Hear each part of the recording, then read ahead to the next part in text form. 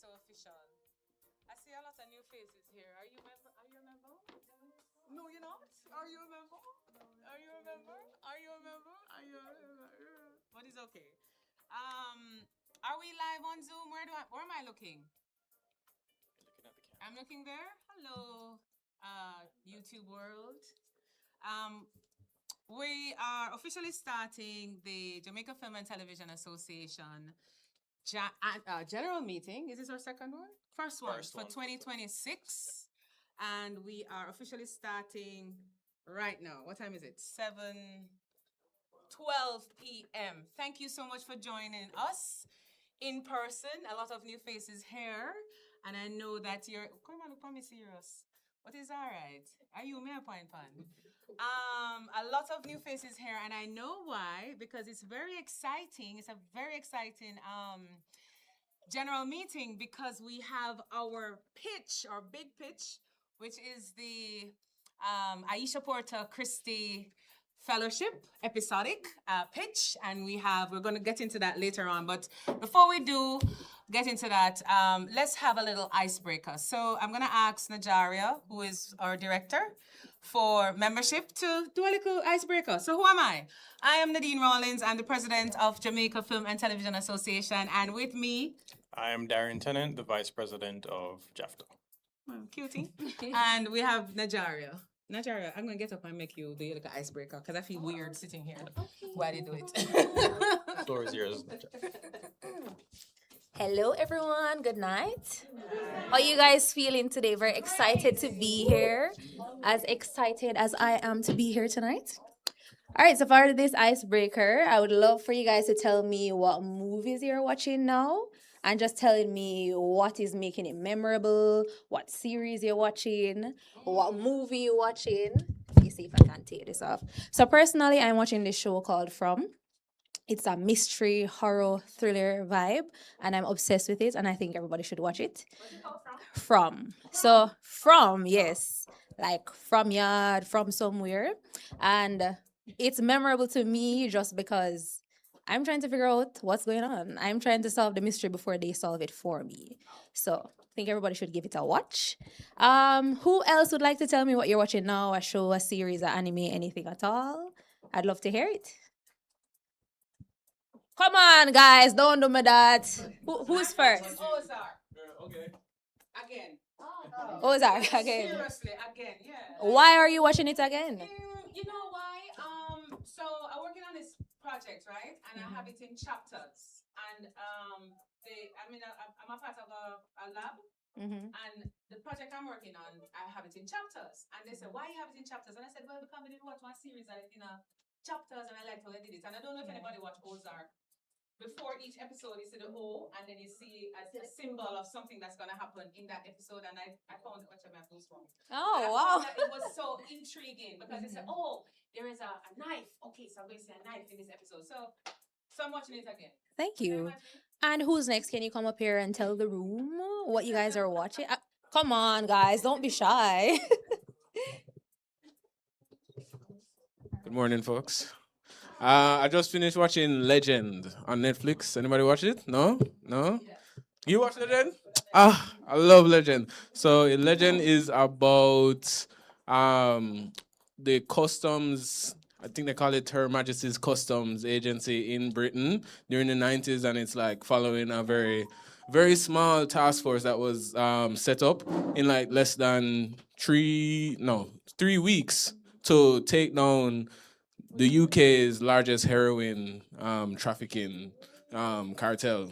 And it's very, very interesting. So it's like, I'm trying to not spoil it. Like, they're split up in 2 teams. And so basically what happens is they have legends. So they have these characters that they have to personify and just kind of go undercover to infiltrate the drug trade and in the UK. And it follows like this Turkish operation and this local Liverpool operation, and then reach all the way foreign, and it's crazy. It's a really thrilling ride, but Legend, definitely recommend. Yeah. All All right, guys, that's 2 shows to my to watch list. I have Ozark and I have Legends. I'm taking notes, so I hope everybody else is too. And on the note of movies and series, I think now is a good time to point out. I think this director, I don't remember his name, but he made a very good point about movies and the barrier that is subtitles and how enough time we see a movie and then it's not in English and we decide say we don't want to see the mouth and move weird or we don't want to listen to it in the original language, so we don't end up watching it. So me, I'm on a mission. I'm on a mission to watch movies in languages that's not mine. Because I feel like there's so much to see and there's a big world of cinema to explore. And I implore everyone, don't make the subtitles stop you, don't make the other language stop you. Try, watch something new. Your favorite movie might not be an English one.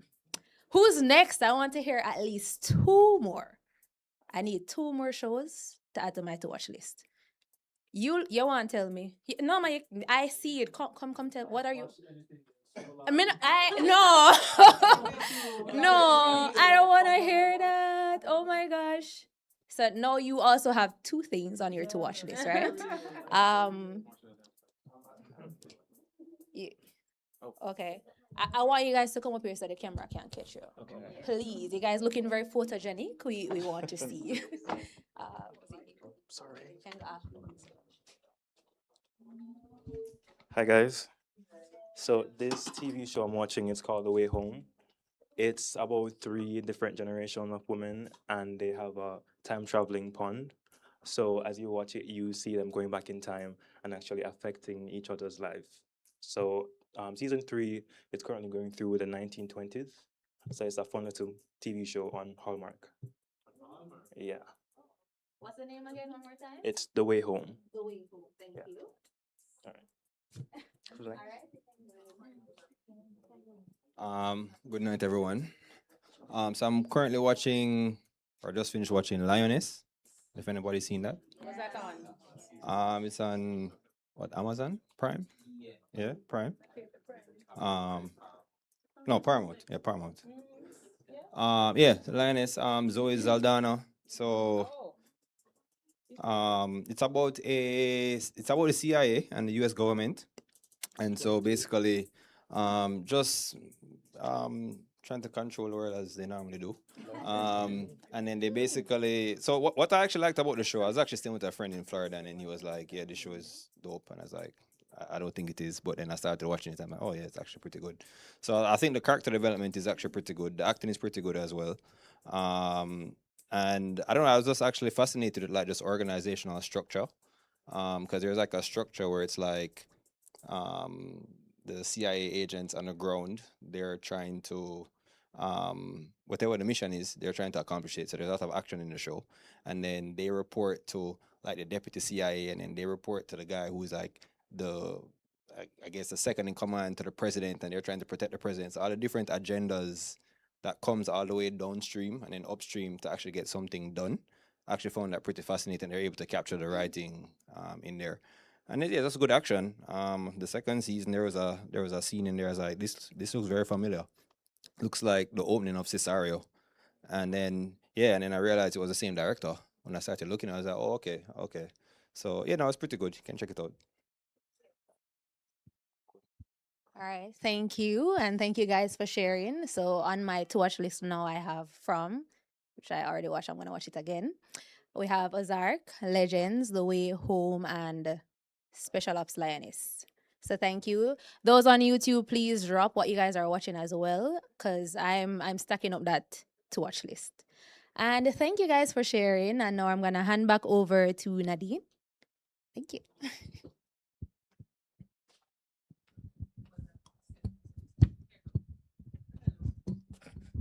Thank you, Nigeria. Clap for her ear. Thank you so much, Darren. Thank you for that. You sure you don't want to be a JAFTA member the way how you explain the movie? It sounds like you should be a member. Don't it? Of course. Nigeria, please to see if you can get this what's your name? Joel to become a member. But we're gonna talk about membership and all of that later on in Darren, we can share this. We can share the work. All right. You know what? We need to get into it. It's what time? We're running a little bit behind.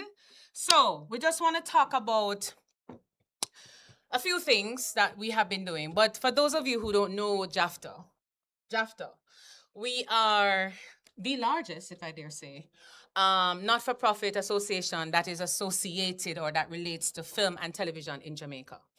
And I'm gonna go ahead of there you go, because I've heard members from the ministry boast about that we are the largest, the most organized. I wonder if I ever hear that, I get goosebumps. I'm so excited. The most organized, the largest in the creative industry in Jamaica, a not-for-profit association. Clap yourself, yay. And we've been around for 10 years, for those of us who don't know, like my friends in the front. We've been around for 10 years. We started in 10 years, right? With just some folks in the industry who believe that we need to be formalized, because there's so many things that we need to do as an industry formally, like rates and what we do as an industry so that we are in par or on par with the international industry in film and television. So that's who we are. And it's not for profit. And everybody you see up here, including Nigeria, it's voluntary.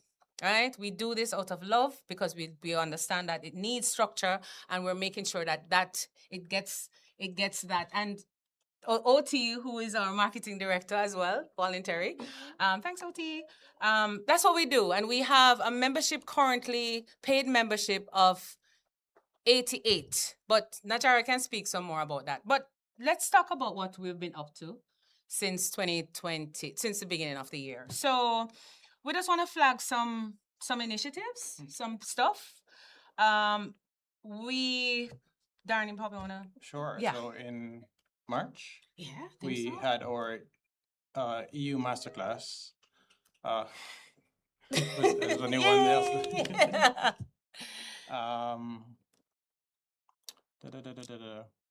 So the European Union brought an international distribution expert, Mr. Philip Hoffman, who is from Rush Lake Media, or founder of Rush Lake Media, came and spoke about international distribution.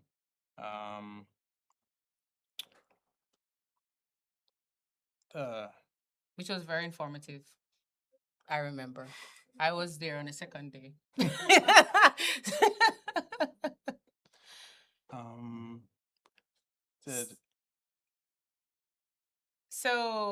So we had a panel discussion as well, Right. where we had Kamala Bennett, who is the CEO of the lab, and Christopher Perrone, who is a director of photography and founder of Rocksteady Films, and also the director of Get a Life. I'm not sure if anyone in here saw Get a Life. How long ago was Get a Life? Like 500 years ago? Get a Life would have been in... It's been a minute. Yeah, it's Yeah, a long like time, but early- it's so like still such a 2010, strong film. 2011, actually. Yeah. Um, You know Get a Life, right? Yeah, that was Chris. He was a part of the panel. and it was moderated by Tanya Basson Savage, who is a writer. What else? She She's a wears many filmmaker, hats. yeah, A filmmaker, publisher. producer. Yeah. So it really was. So we have been doing this partnership with the EU now for, I think this is the third iteration. Don't quote me. With the EU, where we do a training of sort, but this time we did a masterclass, and it was so important that we focused on international distribution and marketing, because a lot of times as filmmakers we would make a film, but it sits on the hard drive and okay, what next? So Hoffman came and talked about it, so that was good for us. So hopefully next time, what do you think we made it, Darren? I don't know. Because before that was cinematography. Yeah, we did with Gabriel cinematography, Blackwood. right? Yeah. Not sure what the first one. So I don't remember what the first one was because it was some time ago. But it's so important, members and non-members, that you let us know what the needs are. Because from time to time we would do what do you call that? A questionnaire, just to find out what do we need. Is it in writing? Is it in distribution? Is it in sales? Is it whatever? So we need to hear from you so that we can put those things in place in terms of what we can do for your development. Because, see there, development. That is the main objective. Community like this, but development and capacity building is major for us, right? We want to talk about the UNICEF JAFTA initiative that is happening right now. Anybody know about that one? Yeah. So yes. So we're gonna ask Warren Brown, who is here, who is the program manager, to tell us more about what that initiative is up to. Thanks, Warren. Sure. Hi, everyone. So I didn't see any hands in the room go up about this initiative. So strap in. Okay, there's one hand up. But my name is Warren Brown, and together with Anita Abrams and with Nadine and Darren, we're the project team for this documentary film initiative, Women and Children. It's called Behind Her Lens, Women and Children in the Wake of Hurricane Melissa. And it's in collaboration with UNICEF Jamaica. So UNICEF Jamaica came to JAFTA and said, we really need to explore this context, and we would, of course, want to work with JAFTA film members. So in January, we received 11 applications, and out of those, 3 project teams were selected. So we have 3 films. In no particular order, The Forgotten Daughters. The director is Gabrielle Blackwood, producers Tashara Lee Johnson. The other film is Sisters in the Storm. Director is Ina Sotirova. Producer is Adam Cummings. And the other film is After Melissa, the Women and Children of Petersfield, and the director of that is Keneal Gale. With some very tight timelines, it has been intense. And it's been incredible to see just how collaborative this has been with UNICEF and the project teams. Sensitization training was conducted for the project teams. There's a mentorship component that was included as well to try and foster, again, community and development for the industry. And the films are being finalized right now by the filmmakers, and we're going to have multiple screenings. So there are going to be screenings the first screening is June 6th in Savannah Lamar. In Westmoreland. Second screen is on Saturday, June 13th in Lucy, Hanover. We're going to have a Kingston screening, and we're going to have a national broadcast. This is a great platform for the films to bring attention to how people have been navigating in the aftermath of Hurricane Melissa. It's highlighting the strength and resilience of community. And honestly, it has just been wonderful to see the development of the filmmakers and also the stories through their subjects. So thank you to UNICEF, thank you to the film teams, thank you to JAFTA. Thank you. And thank you to Warren and Anita, who are really heading the team. Thank you so much, Warren and Anita. It's really a lot of work managing 3 projects, 3 independent projects, 3 different teams. So we look forward, Warren, to the screening. That's June 5th? June 6th. That's like day after tomorrow, pretty much. Yeah. Okay. So we definitely would put it on social media when that will happen and send out emails. So if you're not on our mailing list, and this is a good segue to get Najaria, where's she gone? Everyone, she gone hide, because I tell her I put her on the spot, to talk about our mailing list and talk about membership and how you can become a member and how easy it is. Right? Yeah.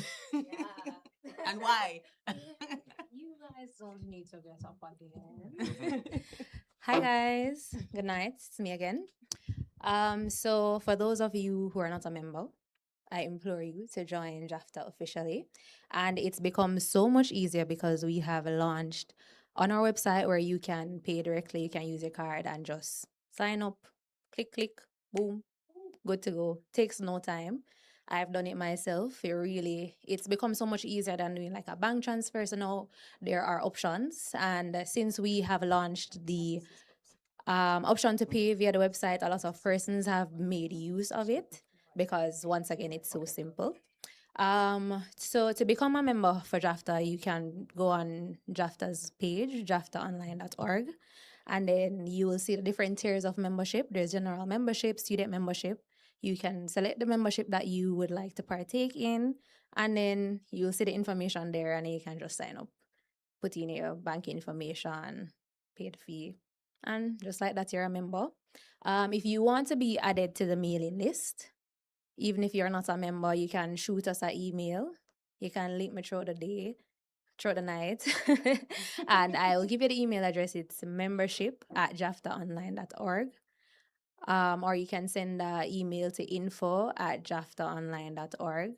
And then we'll respond and let you guys know how you can become a member or any additional information that you want. But many benefits to becoming a member. It's good to be a part of a team like this where we're trying our best to develop the film community. We're trying to present opportunities for growth, and the more the merrier. And it's always good to have people on board, people who care about film, who love film, and just to be a part of this growth that we're trying to achieve, because everything is a working process, and we have a good team here, everybody's trying, and we would love to have each and every one of you on board as an official member.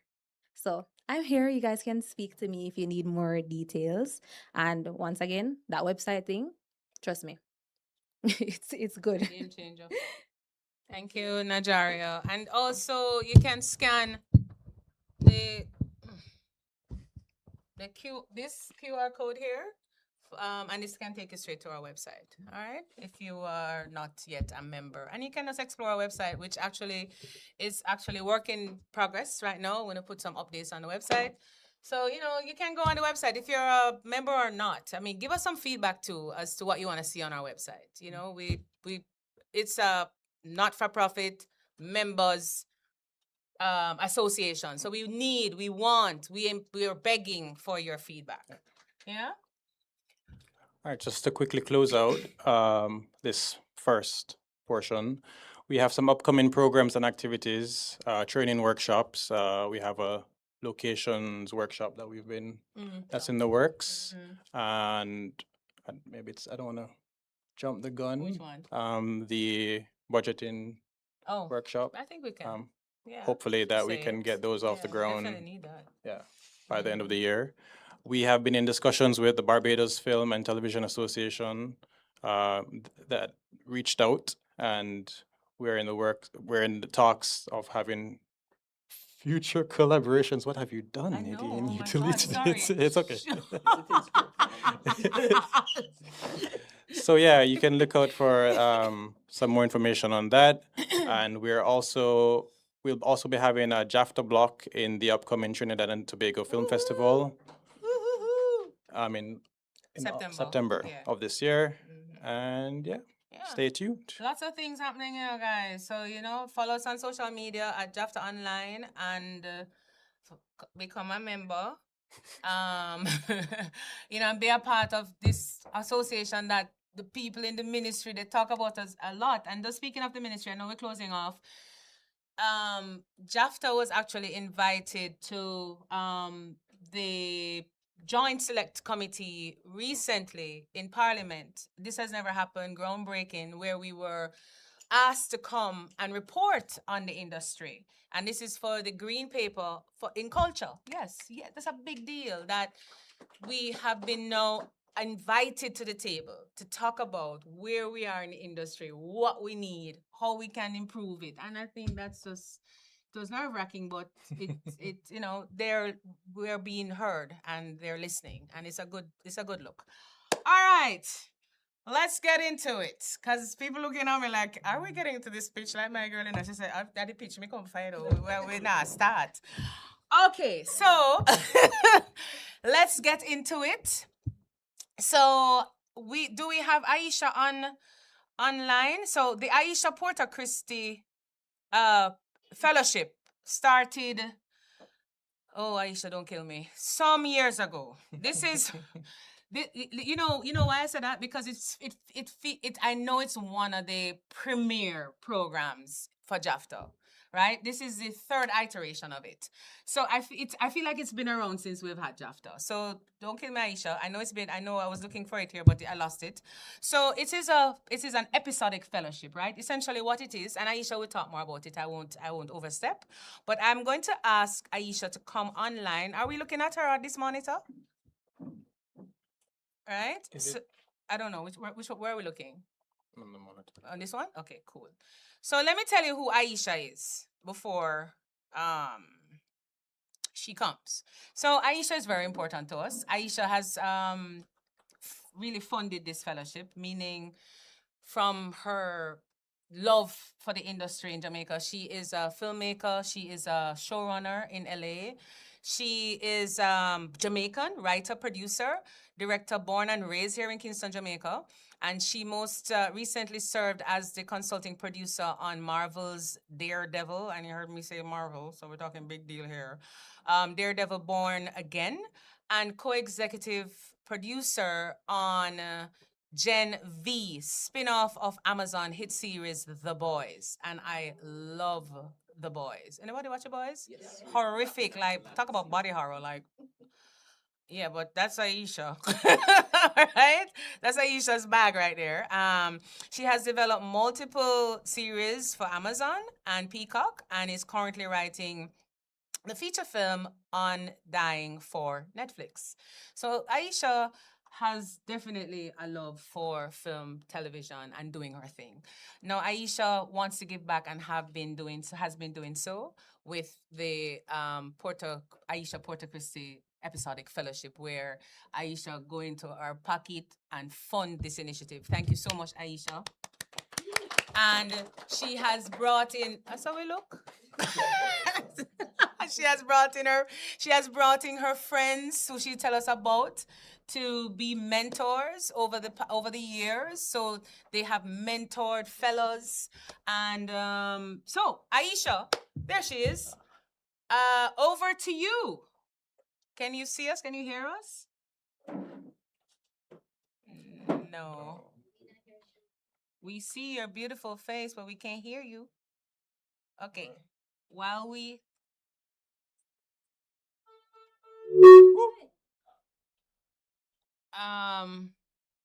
So Aisha will give us an overview of the fellowship, and thereafter she could try again. Go again, Aisha. Can you hear me now? Yes. Oh, Yes. wonderful There you technology. Yeah. go. Great. I'm hearing a little bit of echo on my end. I'm not sure how to get rid of that, so I'll do my best to ignore it. First off, I just want to thank JAFTA for helping to bring this initiative to life, and to say thanks as well to all the applicants who originally submitted, for sharing their stories with us, for giving us such an excellent pool to choose from. Going off script for a bit, this program, yes, it was born from a love of Jamaican, television, like the Lime Tree Lanes and stuff that I grew up with when I was younger, and for a desire to see more of it. And it's been great to see over the last couple of years, more and more shows being done or thrown up on YouTube and giving us such access to such wonderful content.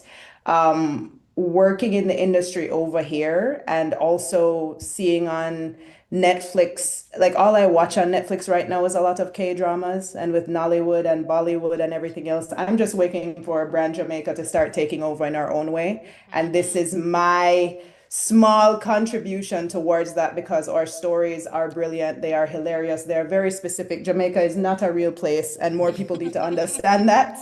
And the more that we can bring that to life and push that out there, it starts on the page, and that's where my career lies. And there's so many brilliant writers in Jamaica that just need more access and more tools. And that's where this program came from for me. Some of you have heard this story before, but the program is really in honor of my mother. Nadine's very lovely to call it the Aisha Porter-Christie, lots of names, but it really is just the Porter screenwriting initiative. My mom, Thelma Porter, who is watching on the live stream right now. Hi, Mom. When I first got into Columbia University to study film, she mortgaged our family home to pay for my first year's tuition. And just I said 1 year, that was a 3-year program. So that's just to show you kind of how expensive it was. And I vividly remember our loan officer begging her not to do it, saying, it's crazy. You will never see a return on your investment. It's screenwriting and film. That's not a viable career for a Jamaican. And what struck me, and still kind of strikes me to this day, is that it's not that he was wrong. You know, me being here today and all the success that I've been blessed to have, and others like me who've managed to make this passion their full-time job, we still remain the exception and not really the rule. And it's gotten better through the various opportunities, through JAFTA, through the Jamaican Screen Development Initiative. But we still have such a long way to go, and I'll continue to do my small part to help push our industry forward, to return the investment that my wonderful, crazy mother made in me. Now, as Nadine said, it's our third year of the program, and the winner of tonight's pitch will receive an additional $8,000 towards producing a proof of concept for their series. And to our fellows, Natasha, Jaime, Malik, it's been such a pleasure working with you. Your talent and growth has been incredible to watch. And I'm excited that today we get to share your projects with all our special guests and with everyone that's tuning in.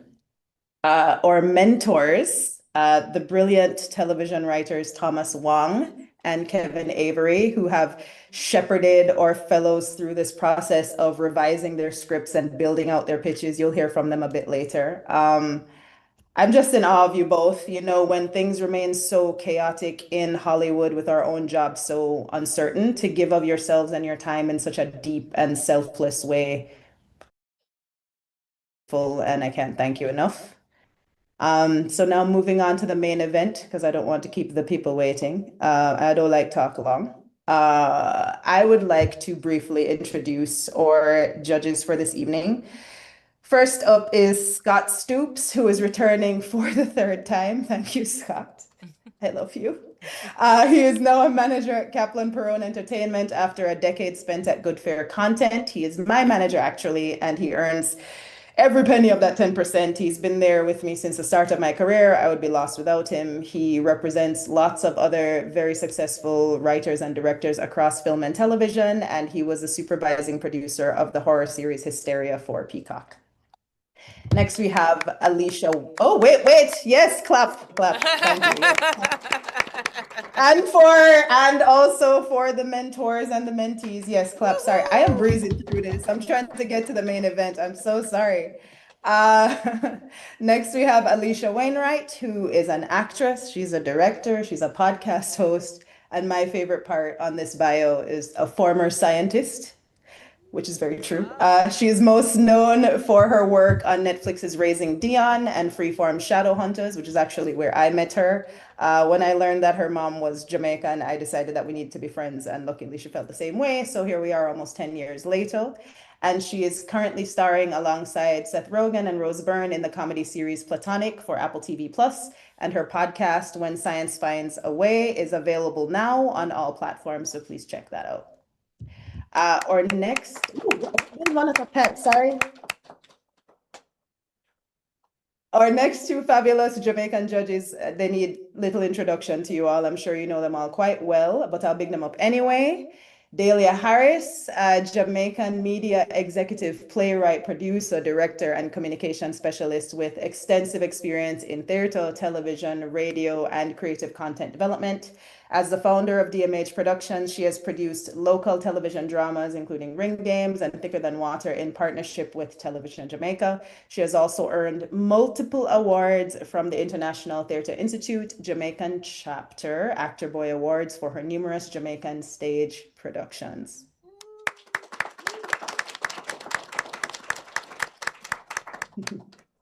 I figured it out that time. And finally, Kia McIntosh, a dynamic media and production executive, currently serving as the head of programming at CVM Television, where she leads content strategy, multi-platform distribution, and large-scale live productions across the island.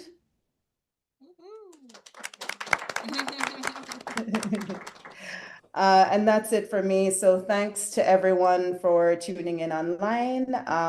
Thank you to our fellows or mentors or judges. I'm very excited for you all to hear this now, so I hope you enjoy. Thank you so much. Thank you. So now for our big pitch presentations. Shall we flip a coin to decide who goes first? I like that idea. I'll go with heads, Natasha, tails, Jaime, and Malik.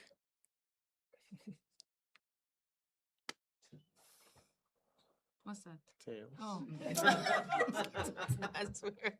It's tails. So that's Jamie and Malik. Let's go. Woohoo!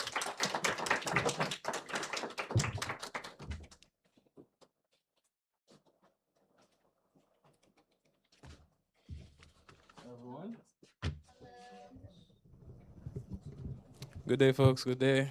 Aye. All right. Have a time or we just start? What we do? All right. All right. We're just gonna jump right into it. All right. Thanks for having us, everybody.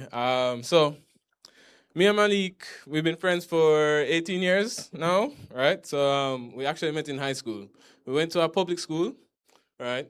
But you could also think of that school as a sort of like a political incubator, right? So, fun fact about us, we both graduated with the opposition leader's son. And out of the 14 current sitting cabinet members in parliament, I call like 3 of them uncle, right? So, give you some context. So, growing up, we said, we're not going anywhere near no politics, right? So, we said, politics, never. Cut to 8 years later, and we're working with the government. Yeah, I know. But it actually gave us an up-close and personal look into the political system. But when I say look, you really have to squint to see it. It's not really much of a system at all, if I'm being honest. We have this phrase in Jamaica where something is disorganized or just generally ineffective. We call it a patty shop. So think of your worst experience at a restaurant, at a doctor's office maybe. That's a patty shop. So naturally, it's a common phrase we use for our government as well. Right. I mean, we've literally all seen the clips, right? The insane political scandals, the banging on the desk, here, all of that. Even the mace where them a pick up where they. So we know that it can be very, very chaotic and just unreal, right? So not to mention the corruption. The corruption. Right. So we thought it would be funny to make a show about a politician who is actually married to a patty shop owner. So we'll get into it. So that brings us to Goodies, the name of our series. Right. So Goodies is a single camera comedy, right? That follows the let me get my stuff right. Goodies is a single camera comedy that follows the very dysfunctional Clark family who lives in the suburbs of Kingston. We're in the trenches with the jaded and overworked junior minister who goes by the name Errol, his tightly wound CEO wife, Trudy, their 4 kids, and Trudy's bossy and very domineering mother, Opal. Right? So as Errol and Trudy struggle to navigate this very chaotic and unpredictable world of being a part of the political scene in Jamaica, as well as running a national restaurant franchise, they find themselves with hardly any time to do what they would consider their real jobs, raising a family. Right. So the tone of the show is basically like the chaos of a modern family meets the uncomfortable and often cringeworthy vibes of a Curb Your Enthusiasm. Right? It's family hijinks, but set in this perplexing political landscape where the name of a task force is almost just as important as the task itself. It's an upbeat family comedy that revolves around 2 parents who, they think they're climbing this ladder, but it's really just a treadmill. And their kids who have to learn what they should do with the privilege that everyone thinks that they have. Right? So, get into the characters? Yeah, let's do it. All right, cool. So our main character is Errol Clark. He's our straight man, right? He's the only man with sense in a nonsensical room. He's a junior minister, currently with a cabinet responsibility that no one really understands. You know, one of those. Ministry of such and such and such, Right. Yeah. So, he thinks he's one good idea away from being a high-level politician. He's not. No. Right? He's competent enough to understand that everyone around him is incompetent, but not quite competent enough to do anything about that. Right? It's not where he thought he would be at 45 years old. Even with the beautiful family and the house on the hill, by every measure, it would seem that he's made it, but he would feel good, but he just doesn't feel like it. So he has this chip on his shoulder, right? He's stalled in his career, halfway up the political ladder, and he's inconvenienced daily by the foolishness of Jamaican life, right? His straight face in the middle of absurdity is where we live as a show. But here's where it gets interesting, right? So Jamie and I, we grew up kind of like Errol, thinking that corruption is just this bad word. But the further he climbs, the more he realizes corruption is not just a bad word. Unfortunately, it's the unavoidable cost of doing business in Jamaica. So throughout the season, we're going to see him ask himself this question, which is like, am I crazy to take this route, or am I crazy not to? Yeah, and I think that would be a lot for any one person, right? So with all of that being said, who does Errol lean on? His better half, Trudy John Clark, right? So Errol, you might think of him as the leader of this family, but I really Trudy run the show, you know? Trudy is the CEO of Goodies, right? So Goodies is a national restaurant franchise that started as Trudy's mom's very humble patty shop. So we start from very humble beginnings, you know? It was the 5th largest franchise in Jamaica until Chick-fil-A came around. So I don't know if we can compete with that, you know? So, looking from the outside in, you think that Trudy also has it all. Big restaurants, all the trappings of a great lifestyle. But she doesn't feel that way. Very similar to her husband. And that's kind of the family dynamic, is a running theme in this show. Trudy's mixed race of Asian descent. But, you know, she's the kind of mixed race where you look upon her and you can't really tell. You know, you can't really quite put your finger on it.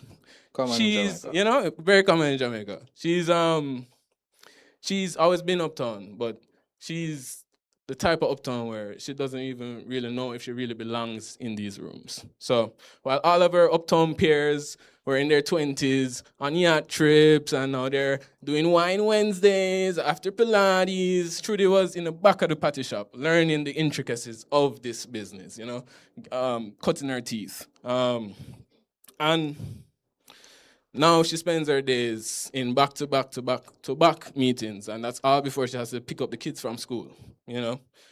Trudy's one greatest fear, one that she may never vocalize, is that in all of this effort to make a name for herself in order to make her mother proud, she might just have become her mother. God forbid. Right, so her mother, Opal, we're talking late 70s, small in frame, enormous in presence. I think we all know some of these grandmothers, right? You know, she built Goodies from the ground up, but she never let anyone forget about it. She handed her daughter Trudy the keys, but she kept a copy for herself. Naturally. These days, she stays with the family and finds a judgmental spin on everything that Trudy and Errol does. Yeah, so now we can get to the kids, and we'll start with Lauren, the daughter. So Lauren is 16, and I want to tell you, she's absolutely the main character. Right? She's her main character. She's your main character. And whatever room she steps in, she's the main character. Right? Lauren, you could describe her as, this is what happens when two parents actually raise a kid, right? You know, she's confident. She's talented. And she's empowered to pursue whatever field that she wants to pursue. Unfortunately for Trudy, though, that means Lauren want to be a DJ, you know, spin the records. And she don't want anything to do with the family business. She don't want to step in on a party shop, right? So this is a real source of tension in the show between Trudy and Lauren, you know. Another thing about Lauren, she's really a politician's daughter because assignments, homework, deadlines, it's always an opportunity to negotiate. Teach, what you can do for me, you know? Like, just can work it out. And her report cards consistently highlight her what we call leadership ability, but that's because her teacher's just afraid to put gossip on the report card. She hasn't learned the difference between leading people and then dragging them by the collar along the way, you know? So the thing about Lauren is that the best people equipped to teach her this lesson about leadership would be her mother and her teacher, Mrs. Johnson, who she's not hearing a word from. We all know those teenagers. Can't reach them. Right, so we have the boys, the rest of the kids. There's Paul, he's 14. He attends his father's alma mater, and he's very much a work in promise. But, you know, we see with him. We have Drew, he's 6 and an absolute agent of chaos. You know, he's everyone's favorite, and he knows it. Throughout the season, we're going to meet some other Clark household staples like the helper Maxine and their eldest son Alex, who is off at university. Each episode, we're going to meet a new wacky character that is going to step in our main character's way. So, I think we should. Yeah, we can get Get into into the the pilot. right? So, the pilot. Things kick off in the usual Monday morning madness in the Clark family household. Lauren is tossing shoes across the room at Paul because he's so annoying. Paul in the middle of the living room with football or juggle like he's the next Ronaldo. And, and Trudy's yelling at both of them for, go put on your clothes and get out. We need to go to school. And in all of this, you have little Drew, everybody's favorite, trying to wear his pants as a hat for some reason, And then you have Errol, who is constantly distracted by the news and can't pick a tie to save him life. It's a mess. Everybody's a mess. It's a chaotic show, And by a miracle, by God's grace, them finally get it together to actually step through the front door. But of course, they can't leave without a prayer from Opal. So them have to stop. So we go heads bowed, hands clasped, eyes closed, and we say, Amen. Right? Just as we think everything is going along, you hear, oh shoot, I left my homework. Paul left him homework. The microwave goes off. Ding. I left Drew's food in the microwave. Right? And here comes Opal. Again. Hands wide open. She have to, fix up her prayer warrior stance now. And she's coming to God again in prayer. But this is just an example of a typical day in the Clark household. Right, so Errol goes to work for what he thinks is his big break, right? The Prime Minister, the ever gregarious Hutch, has tapped him personally to lead a new task force called COST. That's the Corner Shop Operations and Standards Task Force, right?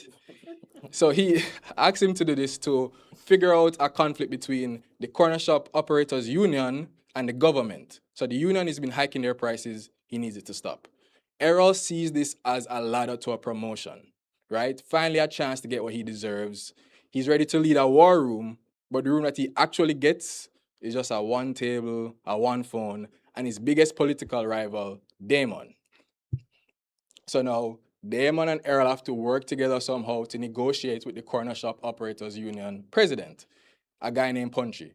This Punchy guy, he's shady, right? He lives in this big mansion behind a corner shop with all the trappings of a king. Something don't make sense.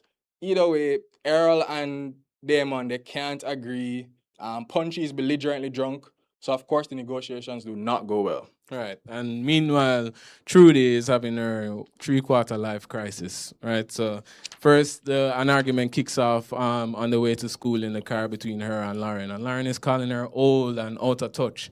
Then, she's running errands at the pharmacy and the cashier insists on giving her the senior citizens discount. Because him spot a little gray and him said that she sees that Trudy's buying some geriatric care medicine for her mom. Right? And this sends Trudy over the edge, right? It would drive anybody up a wall. So, feeling like she's past her prime, she heads to the gym, right? And on her way to her usual workout session, she spots a class over in the yonder with a couple young women doing some very interesting, intense exercise. Her trainer says, I don't think this class is for you, on account of her advanced age, right? So, Trudy takes this as a challenge. And then there's Lauren. This week she has group work in Mrs. Johnson's class, but there's one condition. She must not, under any circumstances, take over the group project unless she's going to fail. Obviously, she doesn't listen, and she forcefully overtakes the group project and turns what should be a simple group presentation about the corruption of power in the book Animal Farm into a full-scale music festival. I mean, we're talking live pigs, 14-piece jazz band, pyrotechnics. It works. Yeah, and this is all being charged to her mother's card, by the way. The auditorium nearly burns down, and Lauren has to face what might be her worst fear, that Miss Johnson might be right. So how does everything shake out? Trudy finds out that this class that she peeked into is called Stop, Drop, and Pop. Right, so let's think Desert Storm temperatures meets Rambo-style training routines, all while a retired military war veteran is screaming drills at you, So All set to some today's hits. top 40 hits, right? You know, so that's stop, drop, and pop.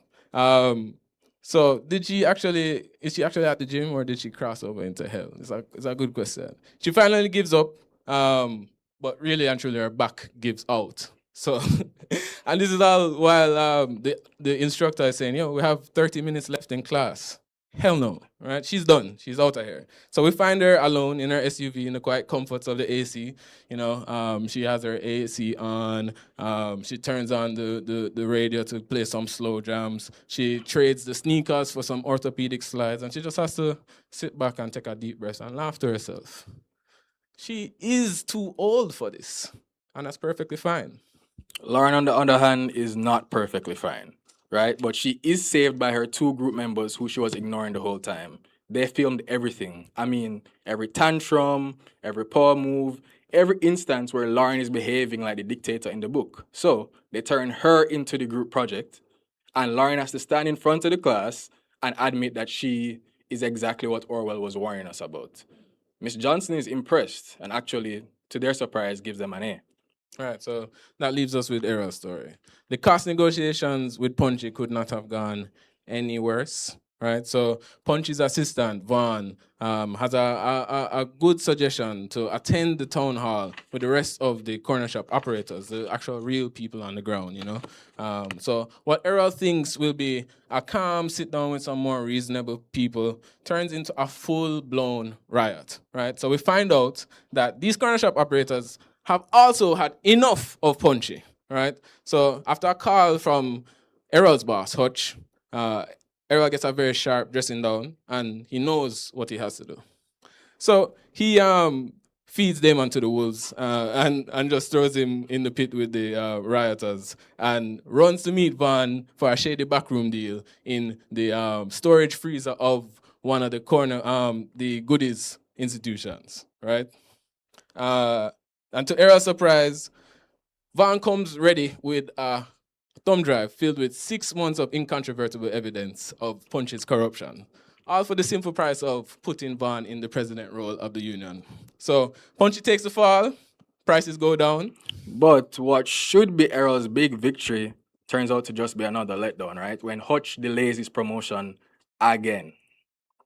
So, and to make matters worse, later on the news, who is that? Damon on TV, sitting for an interview, taking sole credit for their success. So by Sunday, everyone's back home. They're around the table for Sunday dinner. We see Errol still fuming at the TV.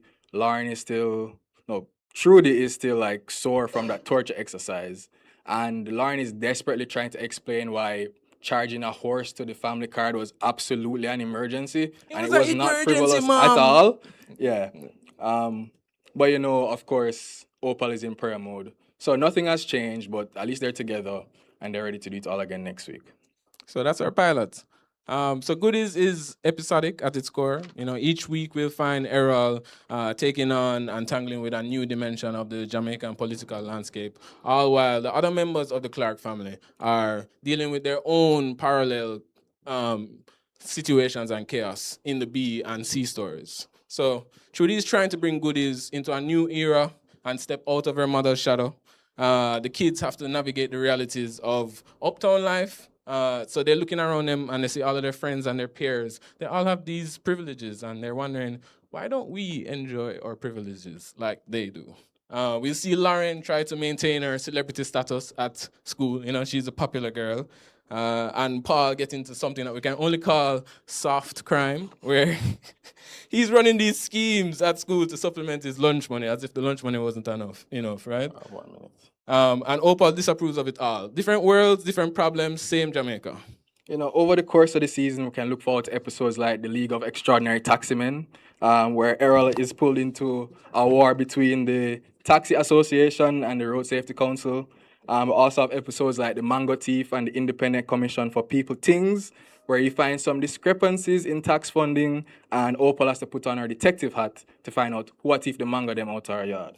Here's another one for you. The Limestone Anniversary and the Ballad of Our Thing Different Babes, where Errol and Trudy are on their 17th wedding anniversary, and Errol and Trudy are taking a stroll down memory lane, recounting the moments where they actually first fell in love. And it turns out the stories don't quite match up. Right? So their son Alex is across town navigating his Valentine's Day plans for what could only be described as a roster of women. Threaded lightly through all of this is Errol's ascent, Each episode, he goes a little higher up the political ladder, but each of these rungs actually asks more of him, So the question that the scene is asking is the same question we asked in the beginning, How dirty do your hands have to get before you achieve the thing you think you deserve? I'm not going to tell you, sorry, you just have to go watch. But the next time you go to a cashier, right, you walk up and you say, oh, could I have a... We don't have that. You're definitely in a patty shop. Thank you. Thank you. I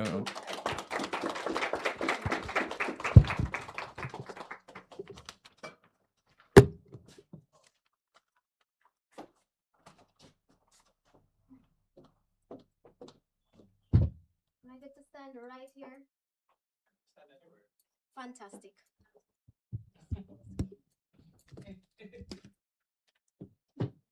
Ooh. Hello.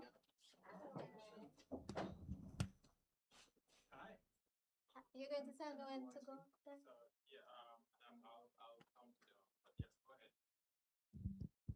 See Mike over here, so Natasha, this one Mike.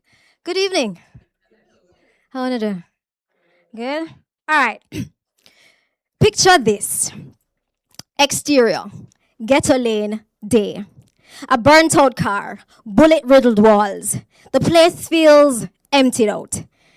An old woman walks towards us, slow, careful, with a cane in hand, glasses, a thick head of grays. Then a voice shouts, "Freeze!" She pauses, just for a moment, then she keeps moving. A young man comes sprinting past her. He's terrified. A police officer chases after him, gun in hand. Bang, bang, warning shot. The old woman freezes, but she doesn't quite stop. She continues. The officer runs past her, and just for a second, time slows and their eyes lock. Something doesn't sit right with him, but he keeps moving. Then, bang, the young man drops. Silence. The officer looks up. The woman is gone. Cut to a sewer. Dark, filthy, tight. The same old woman is crawling through sludge. But now, she's moving fast. Too fast. Her glasses falls off, but she doesn't care. Her hands, they're strong. Her face, younger, more masculine.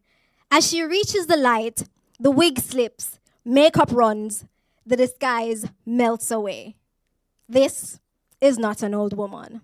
This is Larmon Tyson Black, 40s, head of the powerful Black crime family. He reaches the exit, freedom, looks up into the light, and straight into the barrels of 3 military rifles. This is a slice of my show, Showa, a serialized fictional family crime drama. Many of you might remember during the heights of the Tivoli incursion in 2010, when Jamaican security forces stormed West Kingston to get doodles, yeah? Over 70 civilians died at that point, and the ripples of those couple days stood with us. I was living in a garrison at that time, and I remember one night in particular being curled on the floor, eyes burning with tears, writing these words. Throat tight with worry, nose runny, ears keyed for the slightest sound, gunshots, bombs, a stranger's voice. I am terrified. I am not ready to die today. Years later, I'm in grad school in New York, the only Jamaican in my cohort. We're developing series, and I am adamant that I'm going to tell this story. I remembered that when Doodles was caught, he was disguised as a woman, and most of us thought that was funny, yeah? But then I started to realize that he didn't choose that disguise at random. He chose it because women are often seen as weaker, non-threatening. And in a lot of spaces, we're not seen at all. And as a woman myself, I felt a little kind of way because I know what it feels like to be underestimated. But then I got to thinking, what if that perception of being weaker was actually power? And what if, in my show, the protagonist was a woman? How much more dangerous could she be if nobody thought she could be dangerous at all? This is my show. Each episode tracks our protagonist as she navigates escalating conflicts within her family, within rival gangs, the music industry, and eventually politics. Week by week, she is forced in... Oh, wow. Sorry. See? You need to practice with all of the contraption them in your hand. There we go. Sorry about that. Week by week, she's forced deeper into moral compromise. Every choice has a cost, and every win creates a new problem. Tonally, why is it doing that?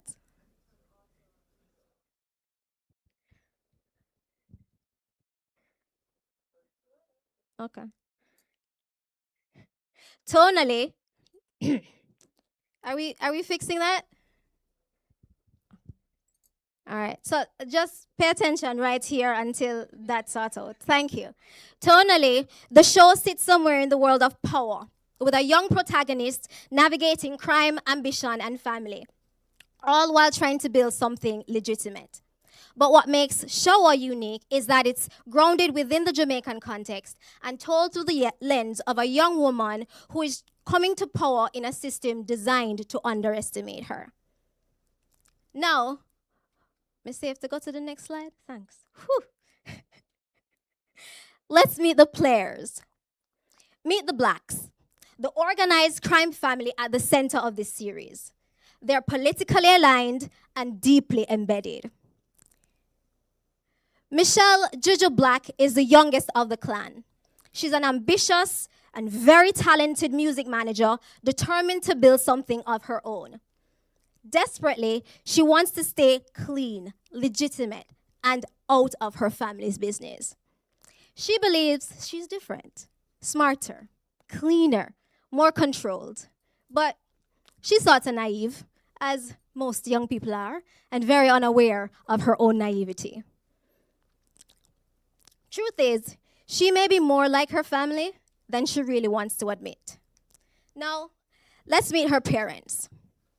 Larmon Tyson Black is Juju's father, the imprisoned patriarch, cold, measured, and still calling the shots from behind bars.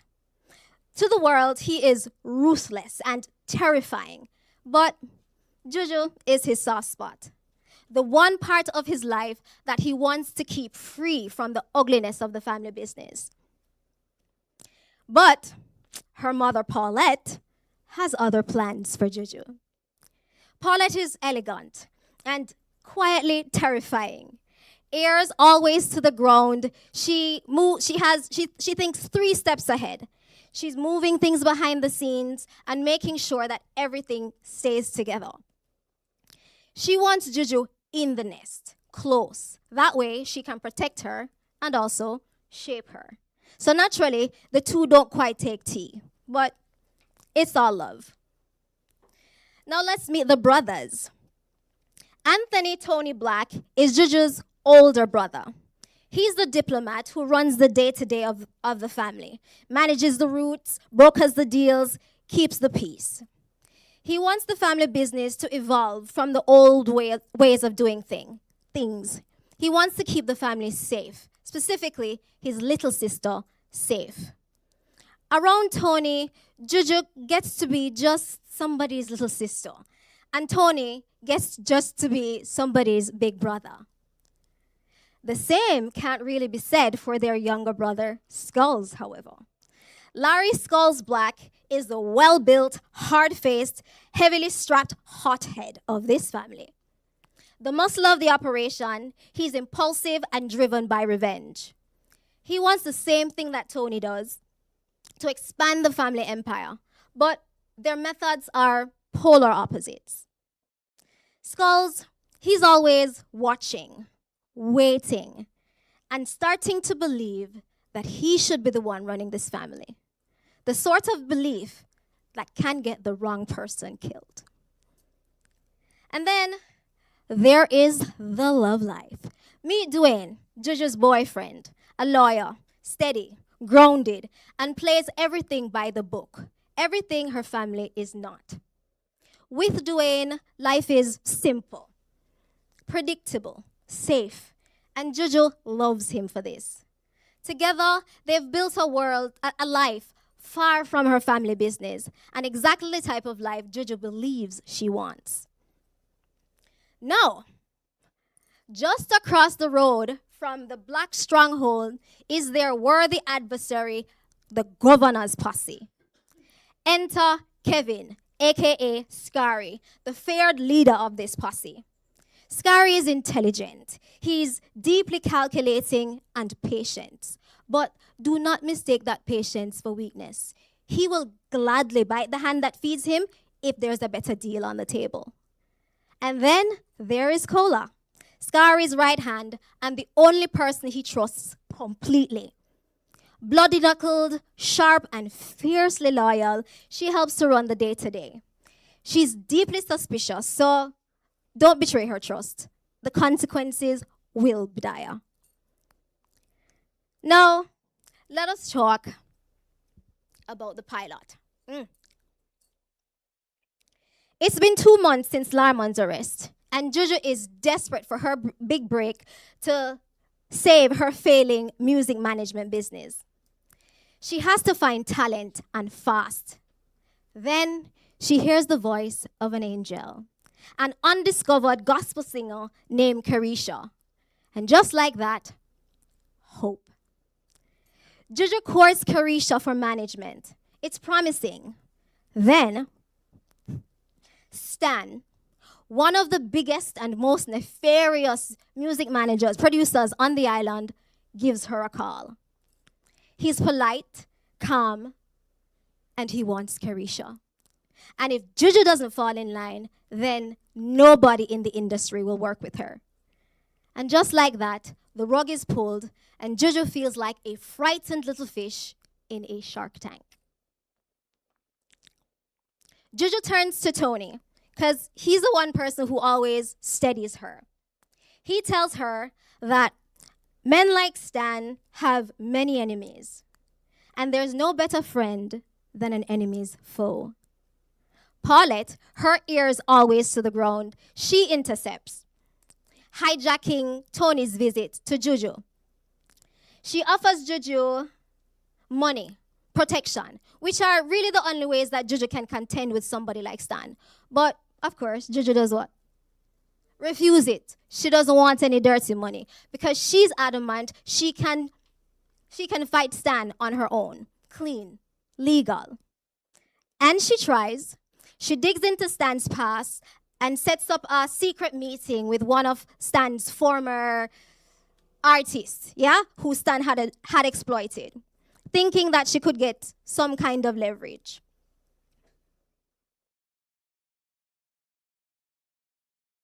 Meanwhile, Daddy Larman awaits extradition to the US on drugs and gang-related charges.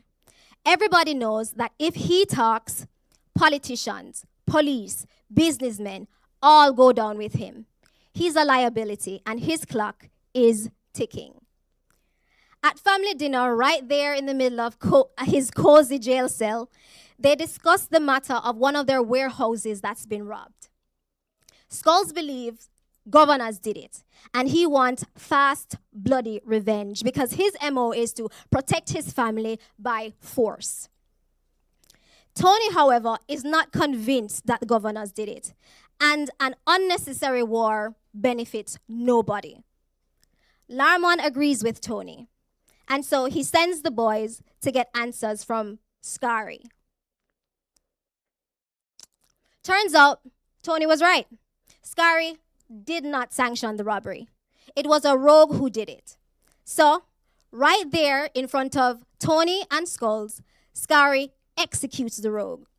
And then he compensates the family for their losses.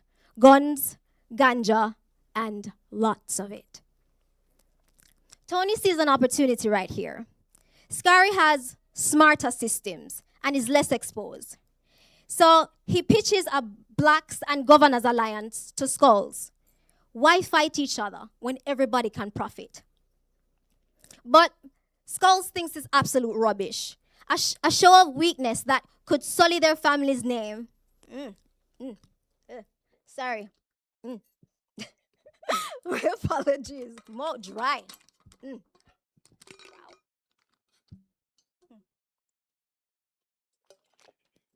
What happened when you talk too long? So, yeah, it's absolute rubbish because he believes it will sully their family's name and hurt their end game. But again, Larmon sides with Tony and Skulls is sidelined. The resentment that has been building finally boils and the brothers come to blows. The fight is furious, and bang, Paulette has to break that up with a gunshot. After Tony leaves to formalize the alliance, Paulette instructs Skulls to go to the alliance meeting in secret, just to cover his brother's back. Meanwhile, Juju's attempt to get leverage on Stan backfires. The night she meets with Stan's former artist, Stan's men burst down the door and threaten her at gunpoint. For good measure, they blow the guy's brains out right next to Juju. She gets off with a warning and shaken to her core. The Blacks and Governors Alliance meeting happens. Men from both sides are hidden in the shadows with fingers hovering over triggers, including Skulls. Things progress well. Then, Skulls notices armed Governors men hidden in the shadows. Now, he's itching for a fight. And then, as Tony and Scary come to an agreement, bang!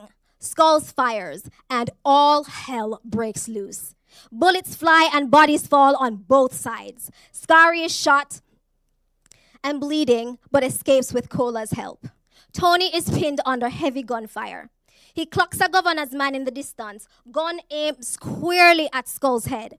He shouts, "Move!" but it's too late, so he runs into the bullet meant for Skulls. And just like that, Big Brother Tony goes down, dead. Skulls grieves deeply, vulnerable in a way we've never seen him. At the same time, Larmon is wrapping up a friendly game of Ludo with the prison warden. It's clear Larmond is revered here. The warden leaves and Larmond settles in for the night. That's when rogue police, politically motivated, pour kerosene in Larmond's cell and sets it ablaze. Larmon wails as the fire rages in his cell. For the first time, we see him terrified because no matter how much death he has dealt, he is not prepared for his own. He survives this time. Back in her uptown haven, Juju has cleaned up, but she's still pretty shaken up. She enters her living room when she catches sight of a shadow cross the wall and disappear into the darkness. She holds her breath and reaches into her purse for a ratchet knife.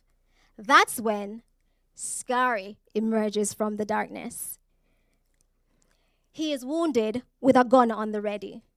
They stare at each other, the silence deafening.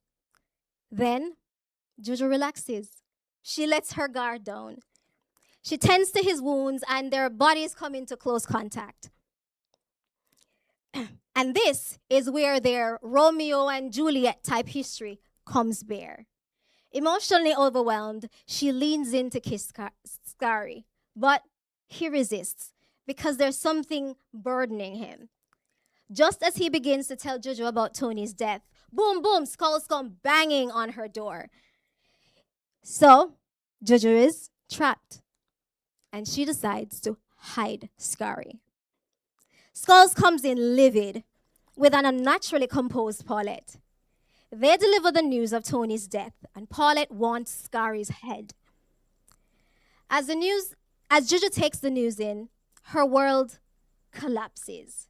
The dream, the rules, and every thought that she can stay clean. Season 1 picks up as Juju rages at Scary with a knife. She a go kill him. They have it out, but then he explains that he had nothing to do with it and he really wanted the alliance to happen. They part ways, agreeing never to speak again. But with Tony dead, the blacks and governors descend into all-out war. Bodies drop, street empty, businesses shut down. Skulls, he is thriving in this kind of chaos because for the first time, he feels important. In the midst of it though, Juju is really trying to push her business forward, but it's futile. If the war continues, then all she has ever dreamed of dies with it. So she does the one thing she shouldn't. She reaches out to Scary to broker peace. The move is strategic, but their history runs too deep.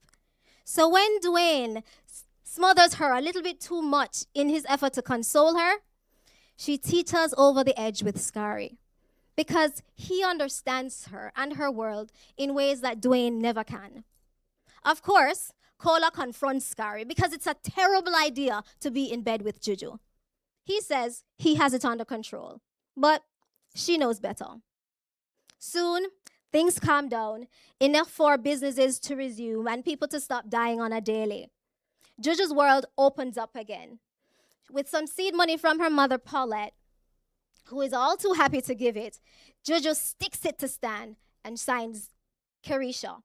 Money starts moving, of course, at a cost. At first, the deal is that Juju launders funds through fake invoices, a few fake bookings, and a padded studio budget.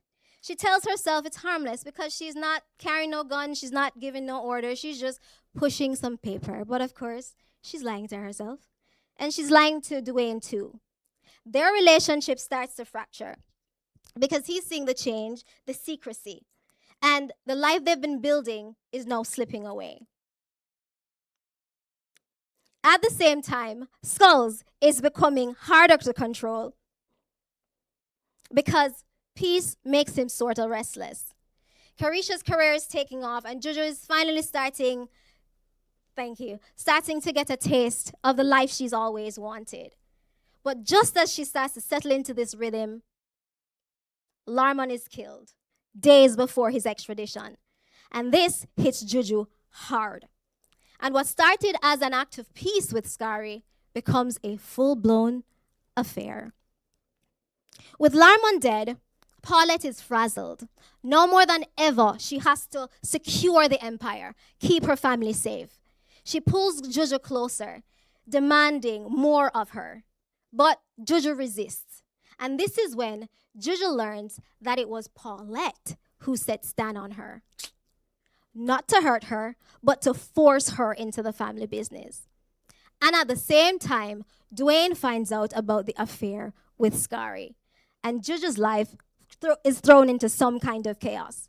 She pleads with Dwayne, who is on the verge of leaving her. But instead of lapping his tail and licking his wounds, he uses his legal connections to expose one of Scary's business. Scary's accounts freeze, money is lost, loads of it. Now, Kola, sharp as she is, ties Dwayne's actions to Juju and confronts her. At this time, Juju has to choose. Protect herself, protect Dwayne, or lose everything. So, she kills Kola. And the season ends with Juju staring at blood on her hands. Absolute dread. She is not clean anymore. Now, I have lived in the ghetto, and I have lived uptown.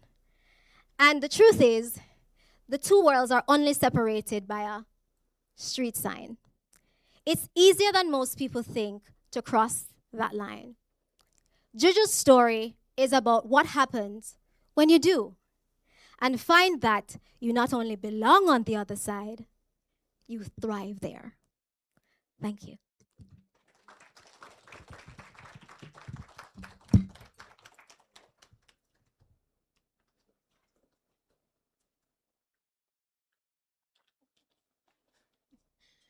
No, no. Listen, we know it is not easy to come up here and pitch. So congratulations to Nadia, pass my computer for me, please. I feel so like I need to look at something. Thank you so much, fellows. I cannot wait to see these episodics. I don't know. Can we just let's cut to that? I mean, we can't wait to. Yeah, like let's really, let's just see them. Thank you so much, my dear. Because you know what, we really need. I mean, a lot of us we talked. I mean, the icebreaker today we talked about. Who's watching what, and we can't wait to see these films or these episodics on Netflix, Amazon, Hulu, whatever it is. So great job. I'm gonna ask the judges, Kia, she's right here, and Dahlia. Dahlia, you want to come closer? You have any questions? We're gonna do questions, Q&A. You're going to, yes. And for the fellows, please don't go far. We're gonna start with the first team. No, we want to do Q&A first. So I want to start with the first team. I'm sure you have. Yes, before you do the deliberation. Yes, if you have any questions for them. Yes, I'm sure. Why? You don't want to do it the other way? Please sit. I don't know where I get my computer. Yes, yes, use it. And the password. So we have Aisha online, and we have Stoops, we have Scott online as well, right? And Alisha is also online. So we're gonna go with the first team. So Dahlia, who is in the back, you wanna say? Or you wanna? Oh. You're fine there. And we have Kia. So Aisha, who you want to start? We want to start with you guys first. Or you want to start with local first? What do you want to do? You want to guide us? Start with them first. Aisha, you can hear me? Of course. Aisha or Alisha? Which one of us you talk? Remember, there's two people with A name on it. Eh? Alisha or Aisha? You're talking judges, right? Yeah, Alisha, Aisha, Scott, Kia, Dahlia. So we have well, not Aisha, Alisha, because Correct. you're Yes, not judging. I will not be judging. Right, you're not judging. So thanks for that. So we have Alisha, who is online, and we have Scott, who is also online, and we have Dahlia, who is in the back there, and we have Kia, who we were introduced to earlier. So the judges, we know you have questions or comments, perhaps, maybe.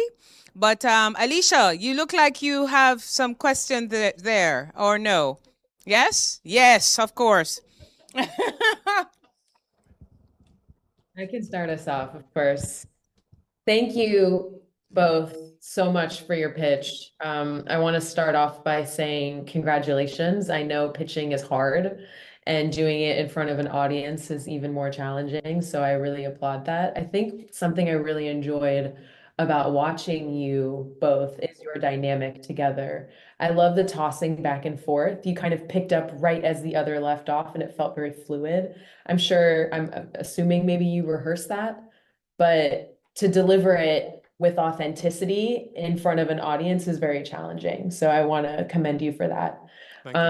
What else did I love? I love the story. I love any story that already helps me pick more comps. So adding comps like Arrested Development and Parks and Rec, I would add those to your comp list. For sure. I think that it evokes that feeling of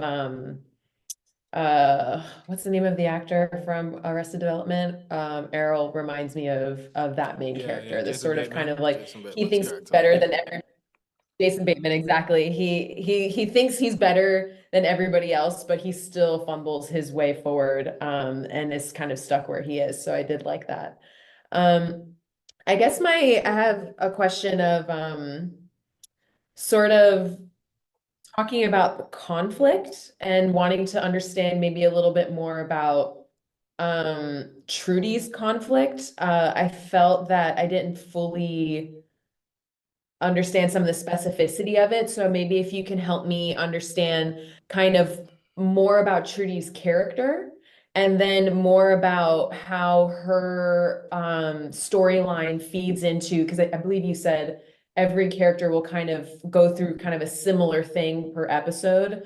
Kind of walk me through how her arc in the pilot ties into the entire pilot's conflict or story, if that question makes sense. Yeah. So in our A story and B story, there are almost direct parallels where Errol has to work with someone he doesn't like. It's not working? Oh, well, I think they can hear us, but I'm not sure can hear the you. room is hearing us. Right. And Oh. in the we're good? Yeah, in the B story, it's almost one-to-one where Lauren has to learn how to work within a group. But with our C story, we kind of had a chance to tell a little different because a big part of the show is the feeling in this family of supposed to be. You know, we're supposed to be rich, we're supposed to be well off, we're supposed to be happy, but we're not. So one way we chose to explore that was with Trudy with aging. You know, she's not an old woman, but I feel like with women, once you get past a certain age, certain assumptions get made of you. You know, she thinks she's supposed to be a certain way, but she's not viewed as such. And she takes that as a challenge. She's not going to take that line down. And it's just another way to explore the main theme, which is the difference between what we think we should have and the things we actually do have, and making peace with that. I have no idea if that answered the question. We were supposed to talk about the conflict, Trudy's conflict. Oh, yeah, Trudy's conflict. Right. Yeah. So, Trudy is very tightly wound. Anybody would be if you were raised by Opal.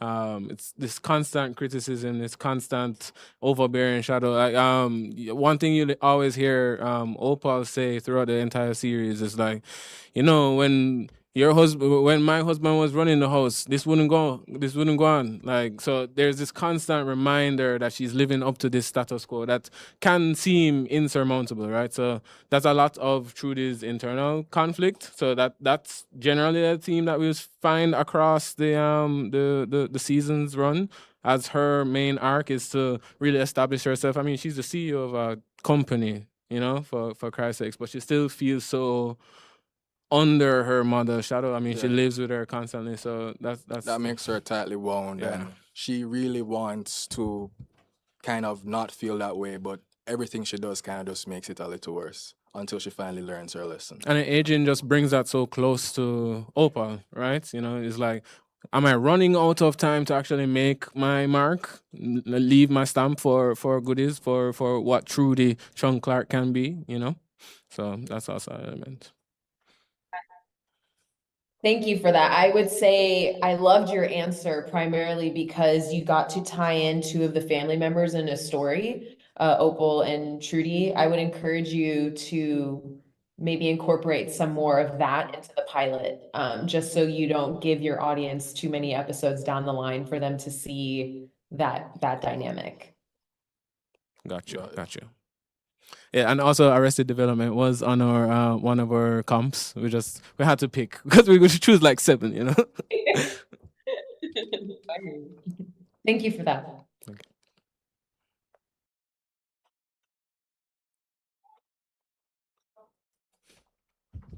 Thank you very much, Alisha. Thank you, Alisha. Scott, any questions? There you are. You're on mute, I think. Maybe. Hi. No. There you go. Am I? Can y'all hear me now? Yes. Yeah. Yes, we can. Well, congratulations and thank y'all so much for the pitch. Like Aisha said, this is the 3rd time I've done this. I learned something new. Last time I learned uptown and downtown. This time I learned patty shop. So that's new for me. I agree with Alisha, and my main questions were around Trudy as well. When you started pitching it, I was a little concerned because both she and Harold have such like robust, like whole shows have been made about working at a restaurant or working in politics. And I think as you got into the pilot, I started to understand like this kind of modern family element where like the central hub is the family and you're branching out into these workplaces. But I agreed with Alisha where I felt like Trudy's adventure, was more like it wasn't specific to her career path, especially if she's running like a large. Goodies is like a national chain, like it was overtaken by Chick-fil-A. Yeah. It's Patty jobs are an establishment in Jamaica, and yeah, Goodies is what would be like after Juicy Patties, Tasty Beef, Mothers, like, but it's still up there, So Okay. Chick-fil-A. Yeah, has a no, I know couple, patty yeah. shops now. I get it. I'm with you. I understand. But I guess how much of the season or show or episodes are you gonna have both Harold and Trudy in their workplaces and the stories around that? Or do you think each episode, one of them, it's kind of gonna be at their workplace, the other one's gonna be dealing with like family stuff or personal stuff? Yeah, I'd say the next time we see Trudy, it will be a work issue. So her major arc is trying to rebuild Goodies to be in her image and not her mother's. So, after kind of getting over this episode, we're going to see her more trying to assert herself in the workplace. People starting seeing her as the boss and not just the boss's daughter. Yeah, so I guess an example of that, like practically, is an episode that we didn't mention is we call it Stoopies, but make it Patty, So it's about her kind of reinventing and trying to be innovative in that restaurant space. So I know you know Patty, but I just want to give a little bit more context. Is that every maybe, I don't know, 5 years, you'll see like a new Patty come on the scene, So we have the beef, we have the curry chicken.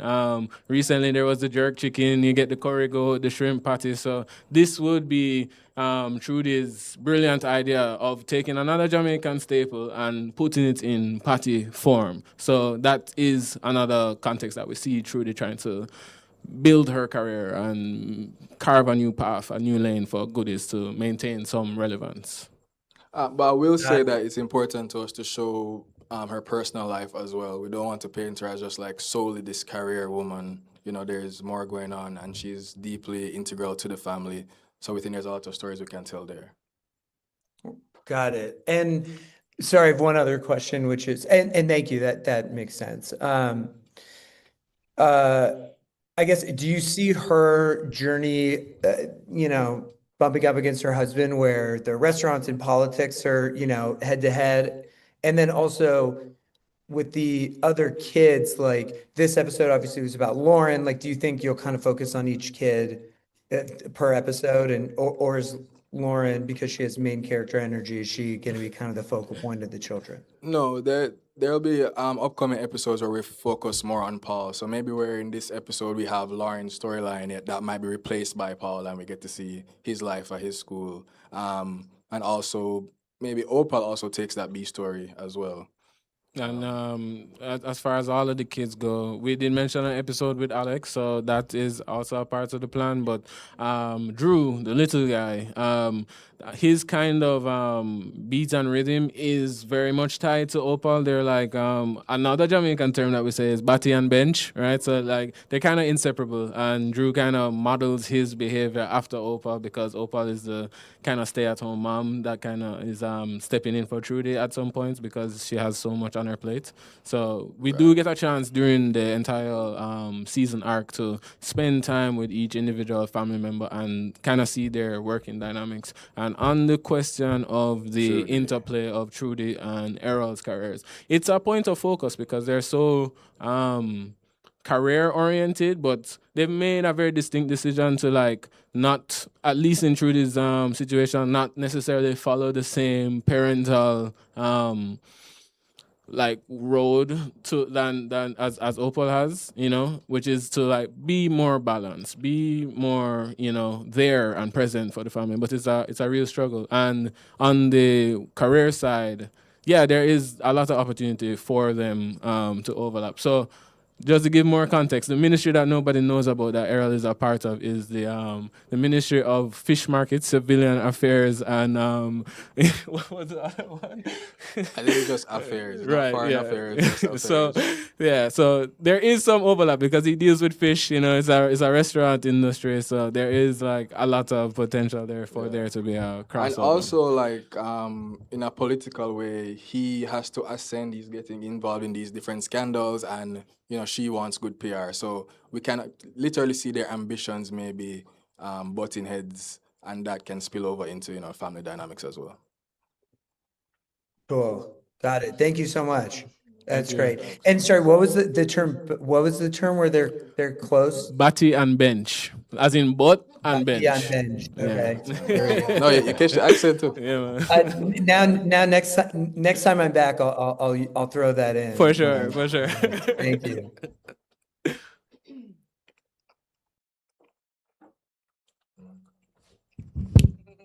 Thank you so much, Scott. Kia?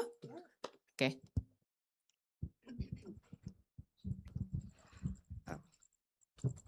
Hi, Scott. Nice to see you again. All right.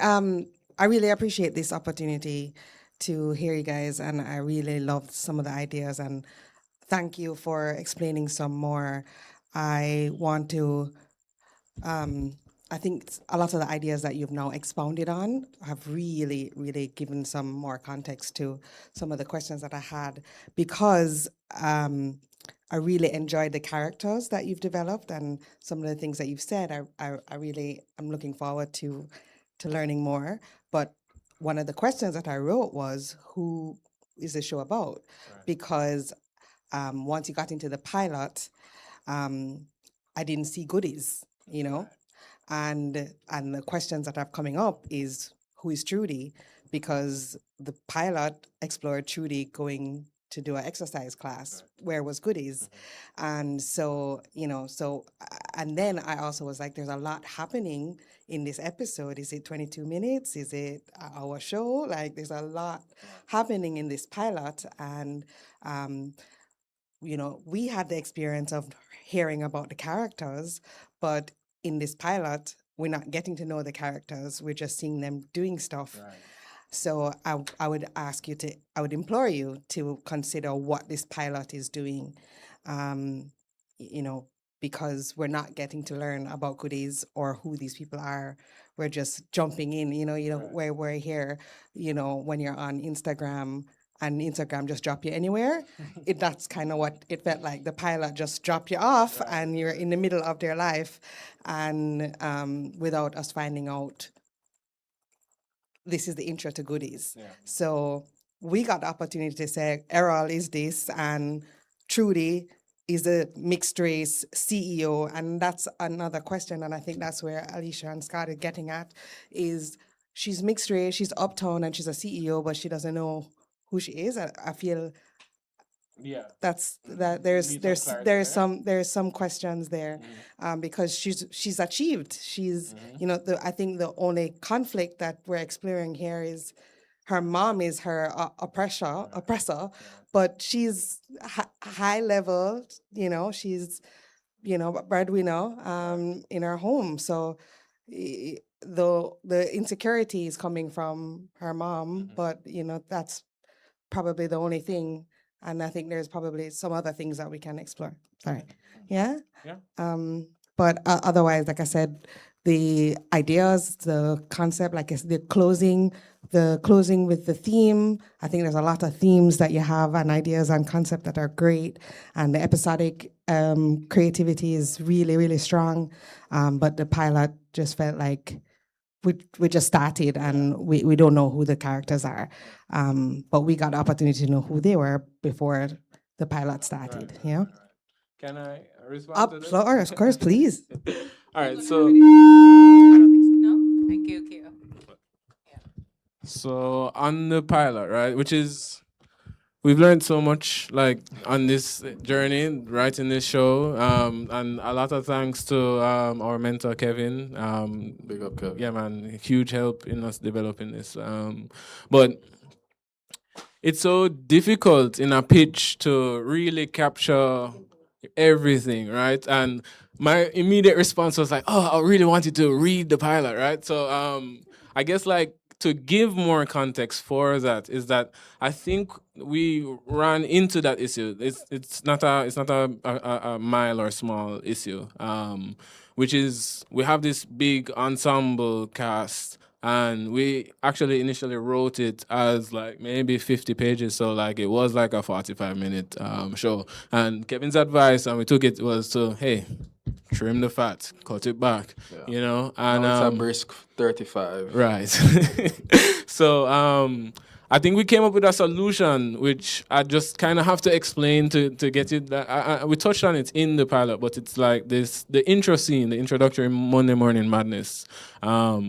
Opal takes that opportunity to do that character development and really give us more context as the audience. So her prayer is to protect them from themselves. So we spend time in her prayer saying, God, we thank you for the chosen ones. And the camera cuts to Lauren, who is this brilliant, perfect child, right? We thank you for the ones that need to grow into their own selves and find out who they are. And we cut to Trudy. We thank you for the ones who need to stay away from the idleness, because the devil knows what to do with idle hands. And we thank you for the ones that what does he say about Errol? Like the ones who think they're too good for things. Right. She's talking about Errol. Right. So Errol also like and Opal have this constant little back and forth beef, and we try to solve it in that. And I mean, I'm not doing it any justice, but the power is in the page, I suppose. You know. So I mean, I'll send you the pilot if you want. but yeah, that's kind of what we were trying to do. And then as far as Trudy's role in the episode, I think because it is so episodic, we have that. It follows a structure, you know. So it is A and B plus C, you know. And in this specific format, A is Errol, Lauren is B, and then we get to C, which is the more trivial of the storylines. Yeah. And in future episodes, she will have a more prominent storyline. So she might be B, right? In certain scenarios. But yeah. The note about how to kind of explain these characters a bit more before we get into all the madness of it all is something that we'll still continue to work on. For sure. Even after this, whatever happens. Well, thank you for.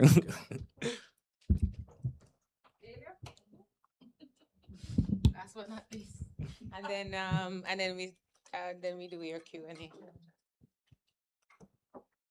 Thank you.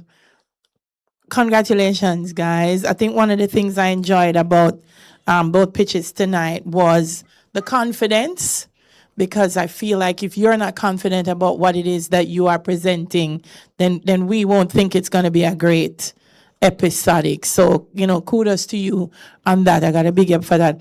One of my questions came, which was, how long is it? And you did say, so I wanted to bear that in mind in terms of how much time do I have to tell this story. When you said Trudy was mixed race, I was keen to know, okay, so she's Asian.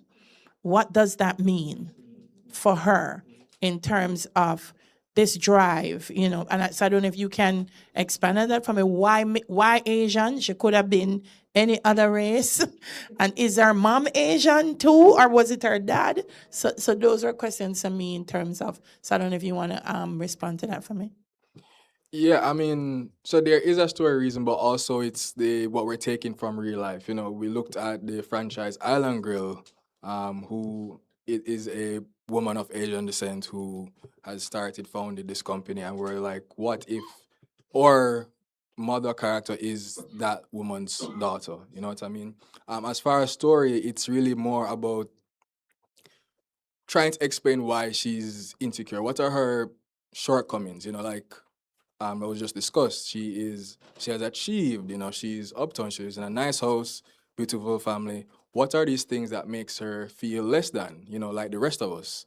And I think growing up with a lot of misconceptions about your race, people not exactly knowing who you are, how to talk to you, saying things that they think, you know, you're okay with, but you're not really okay with. These are all things she's had to deal with and still continues to. That being a woman, being a mother, these are things that make not life difficult, but add a little intricacy and things we really want to explore. She could have been any race, but we wanted to find something that set her apart, kind of had her giving her something to work with, as well as kind of stay real to the Jamaican context. Oh, this is one part. Yeah, and I think more it is natural and true to Jamaica, because if you really actually examine it and like pull back the curtain, like most of our franchises, the supermarkets are Asian owned, right? So we do have a good amount of Jamaican Chinese people who have made Jamaica their homes, and this is the industries that they kind of have pioneered and dominated. And then the concept about what are her insecurities, I realize I didn't actually answer that part of your question, Kia, is that I think I can more relate to it. I grew up like I always say uptown adjacent, right? I don't quite fit into the uptown.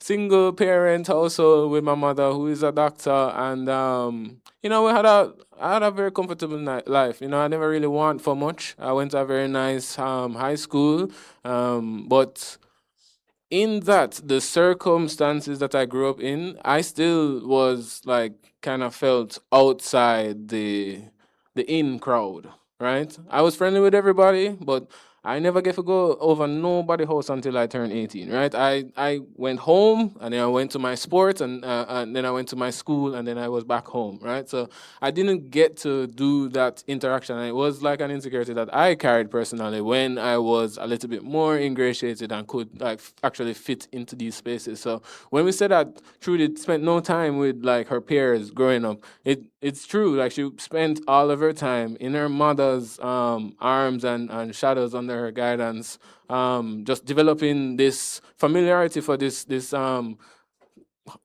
brand, right? That is her family, and it's her pride. So she had none of that real social experience. So when we say that she does not quite fit in with her peers, that's really what we mean, because she feels kind of like a black sheep, in a sense.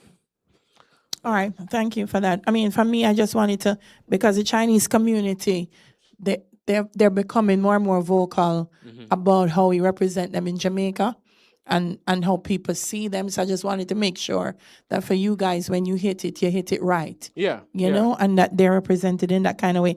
And since we're talking about reality, I was sitting here waiting to hear, so who is the helper in the home? Because Trudy not taking care of no picnic. No. And if you're a politician, you automatically get those things. So if we're keeping it real. Yeah, man. Maxine Debout, man. You there you go. see and hear from Maxine. You will see and hear from Jericho, who is the handyman for the house. Always there. All of them is living, right? So very familiar with that dynamic as well. I never grew up with it, but I never had a helper yet, like ever, right? So it was very interesting to me to actually go over to my friend's house and see that these people them live here, but them have to wear a uniform, and like you call them by their first name, but they're like 20, 40 years older than you. It's like, so that is an element that we'll always keep in mind. It is that class power dynamic. It is something that we encounter on a day-to-day basis in the environment that we work in the home environment with our friends and families and all of that. So it is, trust me, always top of mind in how we write these stories and flesh these characters out, because we're telling a Jamaican story. It has to be authentic to Jamaican, especially representing the full complexity and spectrum of Jamaica, which is, I mean, I can't recall any Chinese Jamaican stories being told recently, but that is my kind of friend circle. I've been teased about it my entire life. It's like, oh, Jaime is what do you call it? Asian adjacent, right? So it is an element that we'll always pay very, very close attention to. So yeah. So on that note, I would like to thank you, Jaime and Malik. Thank you, everyone. And we wish you all the best with the selection. Natasha? Natasha, the floor is yours.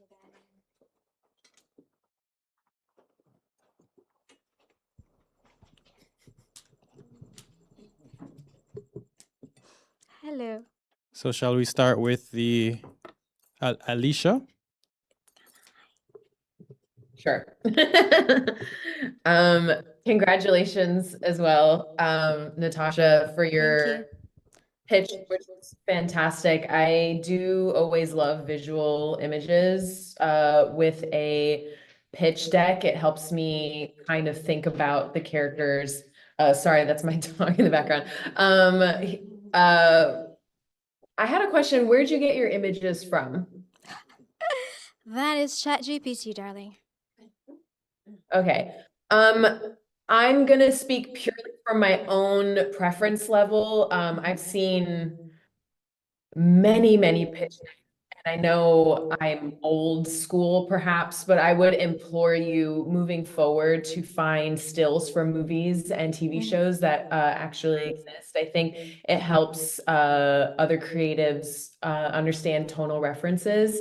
So if you pulled images from like Empire or, like you said, Power, just to help kind of evoke the same tone, it would help me connect with your characters in a way that felt like we were talking about TV. But just on a personal level, it's hard to watch the images and not think about AI, and it just kind of tripped me up just a smidge. So I would say to consider that for, but maybe I'm just old school and that's just the way pitch decks are looking now. I don't know. But my main thing that I wanted to congratulate you on is the way you started your pitch. I love a pitch that just drops us right into story, that takes us right into the setting and tries to evoke a feeling. And you grasp someone's attention when you do that. I also really loved how you ended your pitch. I would almost suggest that I love that. I know, it's like, I'm so sorry. She reminds me of my dog. It's playtime.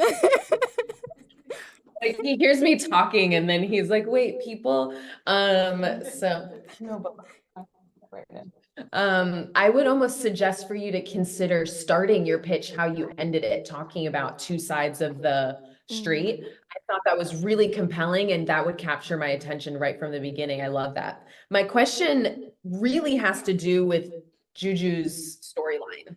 I think the Romeo and Juliet aspect confused me because it came what felt like out of nowhere. She had some boyfriend.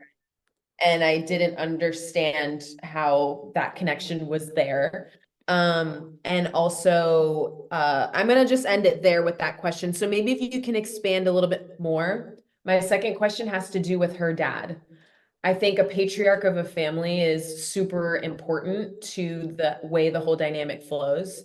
So my second question would be, what is that connection with her dad? And do we see any one-on-one with them in the pilot to establish how he impacts her and her personality and her character journey? Okay, thank you for those questions. So for the first question, the backstory. Okay, so Juju, she grew up with her family in the ghetto, but once it was college time, she moved away. And she left Scary, who was her high school boyfriend, but they couldn't be because he's from one side of the lane, from governor's side, and she's from Blacks. So the families don't mix. So they had a secret little high school thing happening. But once she moved away from there, she left him there as well. So once he comes back into the picture, that whole history starts to resurface again. So that answers question one. And about her father and whether or not you see them one-on-one in the pilot. Currently, while they're not like one-on-one alone with each other, she is at that family dinner in the jail cell in the pilot. And we do see a very specific interaction between him and her. But I do think, though, your question does bring up an important point of how I could strengthen his influence on her in the pilot itself. That is such an interesting bond because her mom is kind of scheming behind her back. It would be interesting to see the parallel between how each parent operates with her. I also, sorry, I noticed here I had an additional question asking about the artist that she finds. And does she, let me think about how to ask this. Does she try to get the artist on her own and then fails, and then this antagonist comes into play, or is the artist sort of like a device? I'm just curious if there's any autonomy for this artist. Okay. Just like her right. Sorry, what's the last part of what you said? It kind of went out. You said that she's kind of like this diamond in the rough, this that can turn her whole Juju's whole like career around, right? Because she found this sort of perfect artist. I'm just wondering if you can expand a little bit more about that story, mostly that character. Okay, so when Juju first hears this voice, she does go after her, and she gets her into the studio, and she starts to play around with the sound, and when things start to look promising, that's when Stan comes into the picture, and then we later find out that he really is just there because Paulette wants Juju to be in the family business, and he's kind of just egging her in that way or forcing her in that direction generally. Got it. Thank you so much. You're so welcome.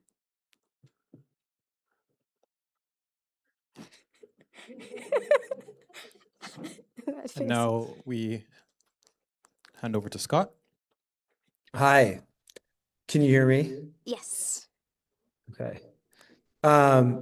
Congrats. Great presentation and pitch. I agree with Alisha. Also dealing with your slideshow, going like fast motion through it. Way to handle adversity. I agree with Alisha, specifically on the cross the line piece that you brought up at the end.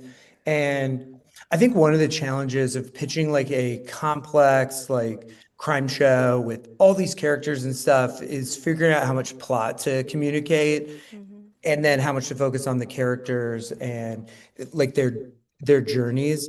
So I think Alisha probably said it better than I did, or getting into the father element, but with her making this decision to, participate in a life of crime or not, I guess, how do you see that playing out in the pilot, and how much weight are we feeling? Like it felt like to me at the end of the first season is sort of when she's like, okay, I'm doing this. And then from there, she's going to be like part of this life of crime.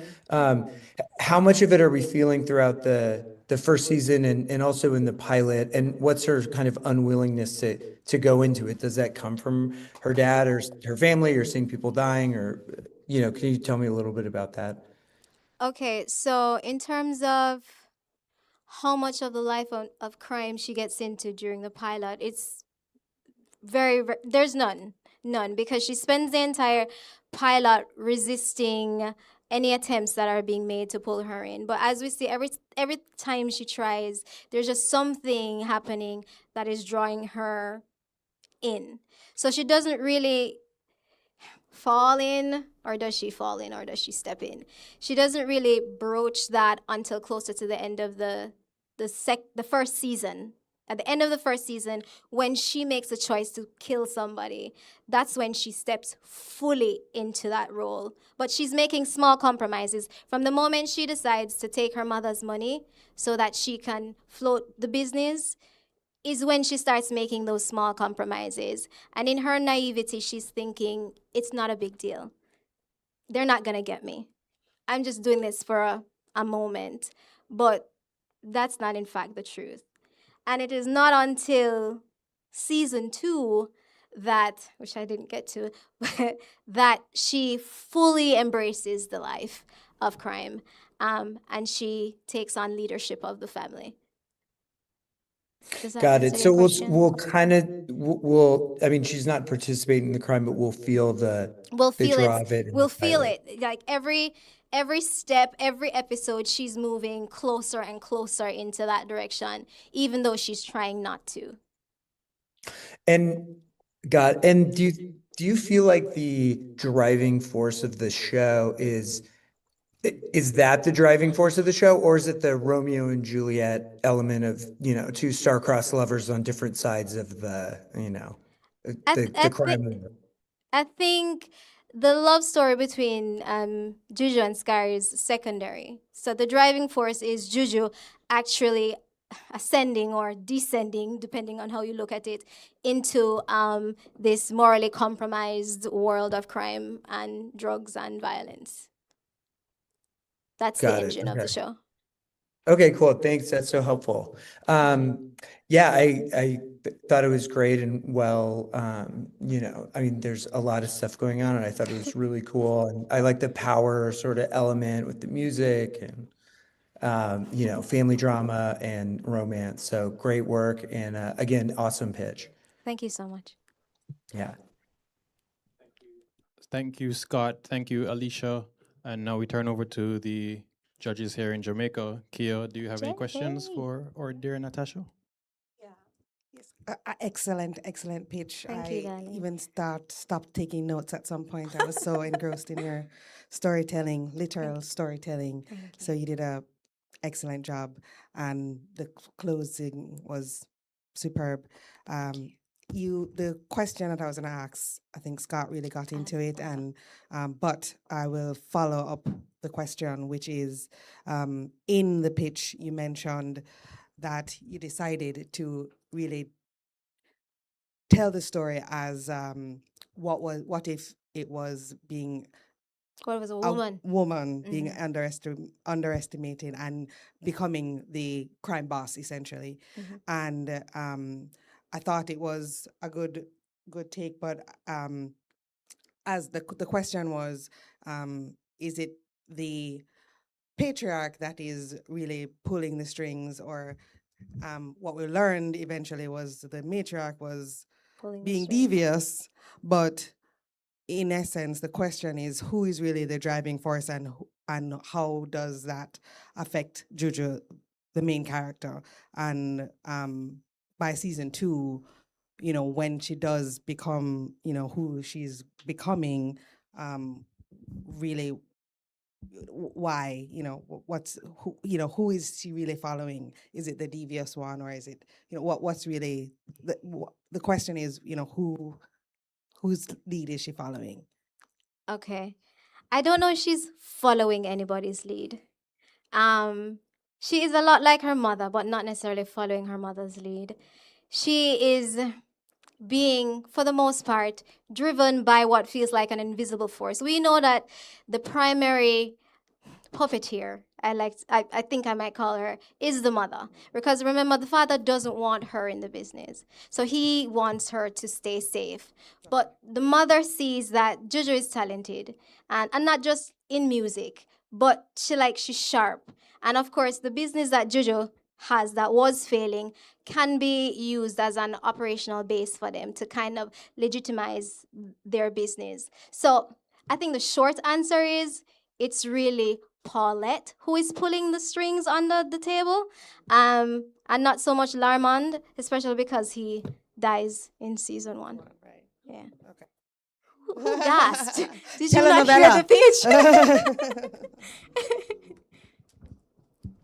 Thank you, Kia. Now we turn over to Dahlia Harris. Any questions or comments, Dahlia? Yeah, thank you. I mean, like everybody else, congratulations, Natasha. I loved it. Thank you.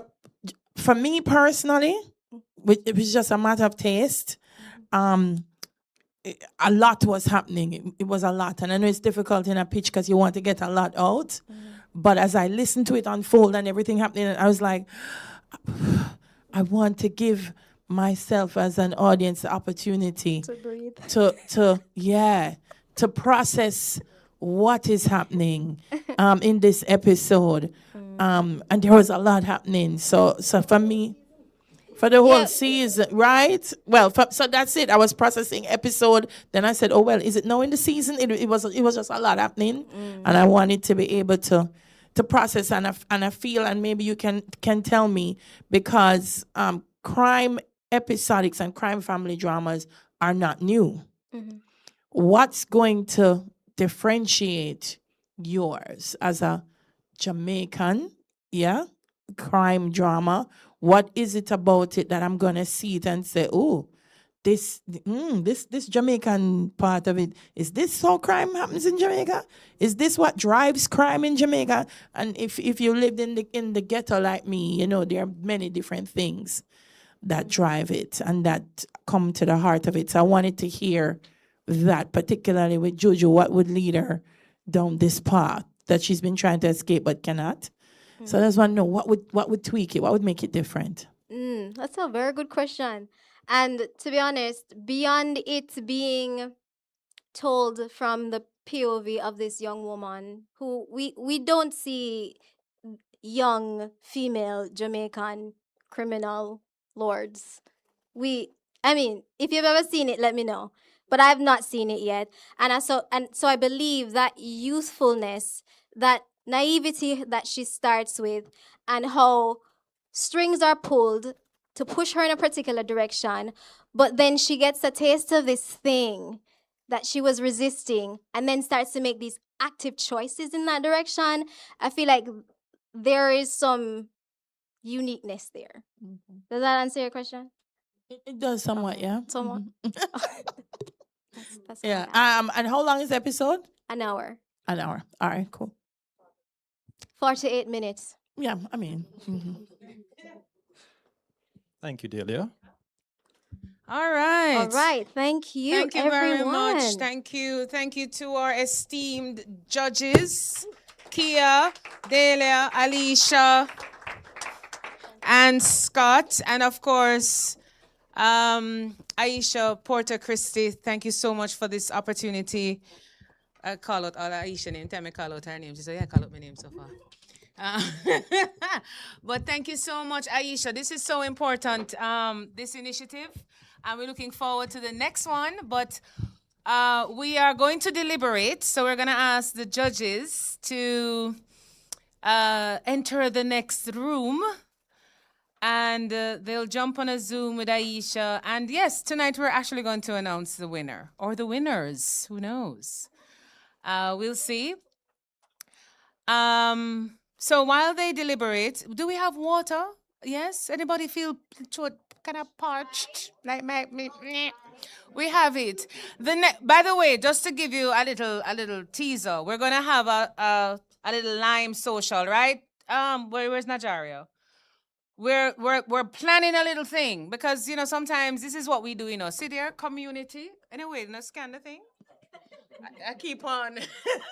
Who's scanning? No, seriously, no. Put fun and joke aside. Who's scanning it? Like seriously? Every time I see a barcode or QR code, I always scan it to see if it works. You don't? Really? I don't actually. I do it. Well, I am, but okay, fine. I'm doing it because I wanted to scan the code. Okay, it's legit. Community. So we're planning a little gathering because we work hard, so we play hard. So that's coming up soon. So while the judges deliberate, we're gonna have a quick conversation with Jahvar. Jahvar, come sit beside me. So Jahvar went all the way to Rotterdam, people. Yeah, okay, the Netherlands. Him got to big foreign. And we're gonna chat with Jahvar. So the Rotterdam Producers Lab is one of the most highly acclaimed, yes, of course, in the film industry, international. And we are very happy to say that JAFTA, how much now, Kyle? Several. From COVID, from 2019, because actually I was the first. Yay! But I did it online. Exactly. While Jahvar got a big foreign and I was online, but it's okay. I don't bad mind you. But listen, we're going to talk to Jahvar. So it's a really great initiative that JAFTA collaborates with JAMPRO, where we partly fund a producer to go to this incredible lab, learn about international sales, distribution, and most importantly, network. So Jahvar, Yes. talk to us about, first of all, the application you made. What's the name of your project? Because you had to apply with a project. But talk to us about that application process and the project. Okay. Hi, everybody. So, my friend Mezan, she's also a screenwriter. Okay. She. Mezan Ayota? Yes. Okay, yes. cool. So, I wasn't going to apply. I thought I didn't have the enough experience. But she said try, and I had this idea I've been sitting on for a while, and I just submitted. I sent it to you guys, and I got a call from Nadine, and she was like, "We really love your idea, but we need you to fix up the pitch deck just a little bit more." And I did it, and then a few months later, I was in Rotterdam with over 79 different producers from all over the world. Wow. Yeah. What's the name of the project you had? So my project is called Flow and the Nobelites. And a little bit about it, it's a post-colonial musical. It's set in 1968 and it's surrounding the emergence of reggae in Jamaica. Pretty cool, yeah, yeah. It was yeah, right. So you know, it really was a very difficult process in terms of the selection, because we did get quite a number of submissions, but you know, Jahvar's really stood out in terms of the premise, the storyline. The pitch deck did want to sort out a little bit, but that's what we were about, you know, really supporting you in terms of fixing up that deck, which you really did a great job. Okay, so you got to Rotterdam. Yes. Talk to us about the plane ride, a joke. All right, you got to Rotterdam. So it was actually Yeah. my first time ever traveling. Wow. And a thing that my friends were saying to me is that you should brace yourself for the cold. I was like, I went to Foreign Court High School, and every time we go in the morning, there's fog. It's really cold. So I'm like, I'll be fine. I got there, and I had like brain freeze. I couldn't function, and I got lost. As soon as I got out of the train station, I was trying to find where I needed to go, and I got lost. So I did the next best thing, which is just walking around and saying, "Hey, hi guys, I'm from so and so. I'm trying to find this place. Can you help me?" And well, I did it with almost all the black people I saw walking around. And lucky for me, though, this older lady, I stopped her. We were talking, and she took it upon herself to be my mom slash grandma for the day. Oh, wow. And she actually brought me to my hotel, and she brought me up to my room. So it was a fun time, and I feel like that's the biggest takeaway from going to Rotterdam, was just how open everybody was to have conversation and how supportive they were. So yeah, I'm really happy about going. Yeah. Okay. So, talk to us about that first day in the lab, and I know we had our conversation about you know what that experience would be like, but of course you'd have your own takeaways. But talk to us about that first day in the lab, and also the structure of the lab, because we're definitely gonna do this again. The call is later this year. We do it later in the year, and then we do the submissions later in the year, the selection later in the year, and then Rotterdam is in January, thereabout, right? But talk to us about the first day in the lab and some of the programs that the lab offers and your experience with that. Okay, so I'm a little bit of an introvert, and before going, my friend sent me some vocal chakra videos to watch, just to open up my voice so I could have a good time speaking with everybody. So I did that, went there, and we had a little speed networking dating session. So we all got to sit down, and it was up front facing. So the persons on the outside, they would move every 5 minutes, and the person on the inside would stay. And that way you'd be able to speak to at least maybe 40 of the persons that were there. So I went there, I sat down, and I kept talking, and I made some really good connection on the first day. And I also remember talking to Nadine, and she said to me that, Jahvar, if you're given the opportunity, you need to pitch. Oh, So yes. yeah, if given the opportunity, you need to take the moment and go up there and talk to people and tell them your story. So one of the things that we did, one of the first things that we did after meeting everybody was that we were given the opportunity to go up and pitch. No, And this is in front of the entire lab yeah, bees of that group, which was what, 70 odd? yeah. Wow. So so for me, I was really, really nervous, and I was like, I just have to do it. They allowed 3 persons to go up. Mm. So when they were calling up the first person, I raised my hands, nothing. Second person going up, I raised my hand again, nothing. So I kept my hand up just a little bit longer, and the moderator was like, "Do you have a question?" And I'm like, "No, I want to go up there and pitch." So he was like, "Okay, you're the last person." So I went up there and I completed my pitch in 2 minutes 59 seconds. So I saved just a second off from the pitch. And the good thing about it was that it allowed for so much conversation after. I kept having persons coming up to me and they're saying, "I loved your pitch so much." And that was the best conversation starter, and also a great way for me to make more connections with producers. No, in regards to the rest of the lab, there was a mix of conversation, like roundtable conversation. So we would talk to sales agents, talk about distribution, but also talk about story development and also pitching and making sure that your story is the best in terms of package from start to finish. Yeah, it's so important to, you're in a lab, in a space, in a foreign country. Everybody is there for the same reason, to learn, to network, to connect. And you as we discussed before you went, that once you do that, even if, because nobody expects you to be perfect, that's why you're there.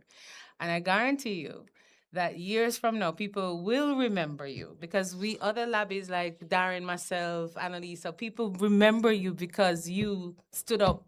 You were brave in front of so many people. And you know what? Sometimes it's not about the story, it's you. You know that, right? So, what is your biggest takeaway from the experience of this lab? And what are some recommendations you would have for us? Because it's so important, because we're going in again this year, and people are online, people are here, are going to sign up. Him gone, and want to know about the lab and how it works for them. But what's your biggest takeaway, and what are the recommendations you'd have for JAFTA? Okay. I think the biggest takeaway is that the world is hungry for stories, for Jamaican stories.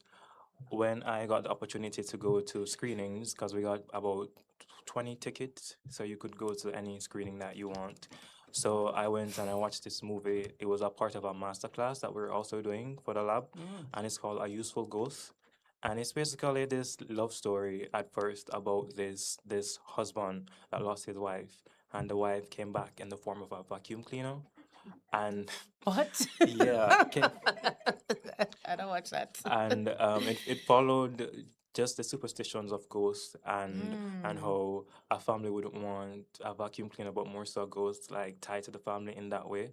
And it was just, at first it was a beautiful story, and then it developed some more, and it became more about corruption and the politics surrounding the country, and how they wanted to use the ghosts to help them make better or use their abilities to change. So, yeah, the big takeaway is that people are hungry for stories. There are a lot of films that were Asian, and there was, in terms of the language, there's a lot of subtitles, but like in the theater sitting down, so many people were so like engrossed in the film, and people were crying, and people were laughing, and it shows that we can really go out there and tell our stories, and there's not a lot of barrier. I think the only barrier is just the lack of access. But I am grateful for JAFTA, for JAMPRO, and also the Ministry of Culture, because they were also a part of getting me there. So when it comes to next step or for the next person going, I would just say be open. Be open to seeing somebody on the street when you're over there and making conversation, because that's great. And also just go there with the intention of spreading your story, just telling them what you want to do, because there's no wrong question around. You can actually make a lot of good connections. And for me, for my project that I'm working on right now, I have about 2 co-producers interested. So Nice. yeah, Congratulations. Congrats. That's amazing. It's amazing. yeah. So I have a person from the UK and also someone interested from Brazil. But I think about co-production is that you need your country to be there to fully invest.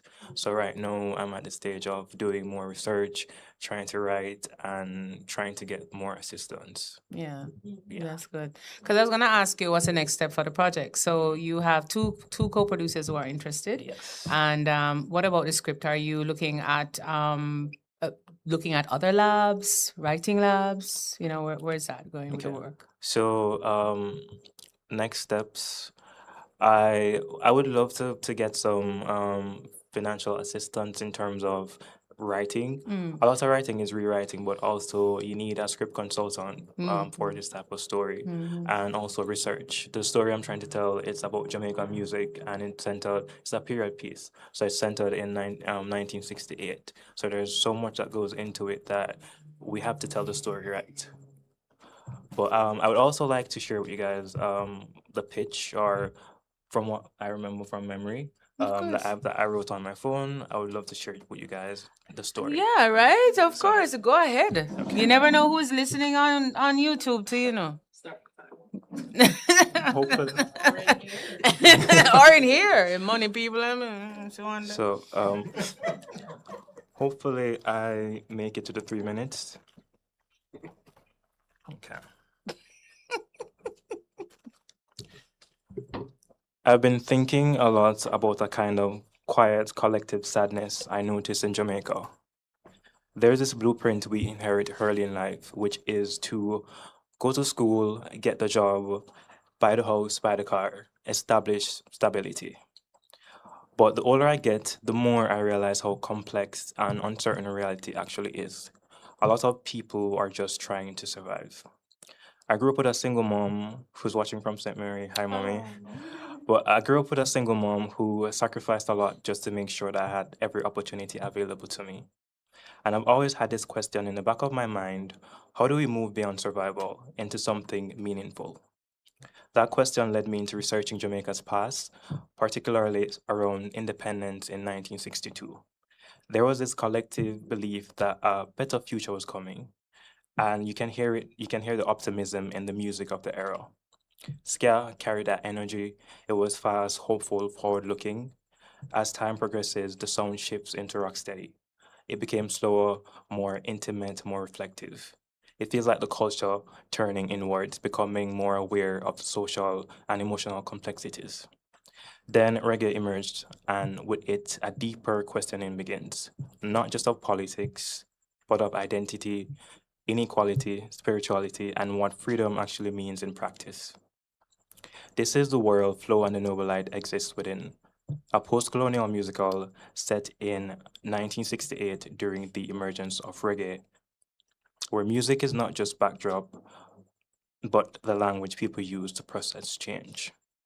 What makes the film especially important to me is that even within this larger story about music and national identity, it's also a coming of age story centered on a young woman, and so much of Jamaica's musical history, especially from that era, is often told through men and male icons. I want to explore that same period through the eyes of a girl trying to find her place within a changing world, while navigating family, belonging, identity, and survival. I'm also interested in how sound and culture carries emotional history. The project uses music as a narrative structure to explore a nation in transition, and also the people trying to make sense of where they fit within that shift. And I think that tension still feels deeply relevant in Jamaica today. And that's it. That is my pitch. Very nice. I want to see it. Any questions for Jahvar? You want to hold this mic? Yes. Have you considered starting with the music and perhaps staging it on stage in Jamaica? Okay. No, I've never thought about it in that sense. I grew up watching a lot of Jamaican films, and I can also see that it's far and few in between in terms of how long we take to get films to life. So when it comes to telling the story, I really want to put it on the big screen. I want to bring it to the Jamaican diaspora. I want to bring it to Canada, to the UK, and also Jamaica has this big impact in Europe. So I also want to bring it there. So I feel like a film would be perfect and not for the stage. But who knows, maybe down the line we could do a stage show. Yeah.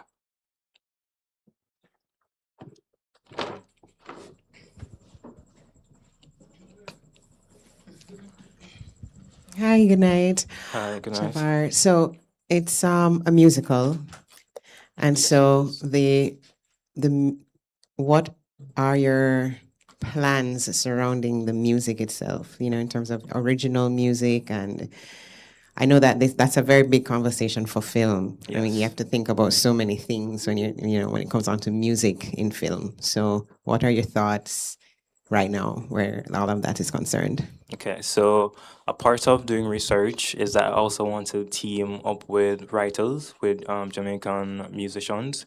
I feel like the story has to have original music and not music that we need to license.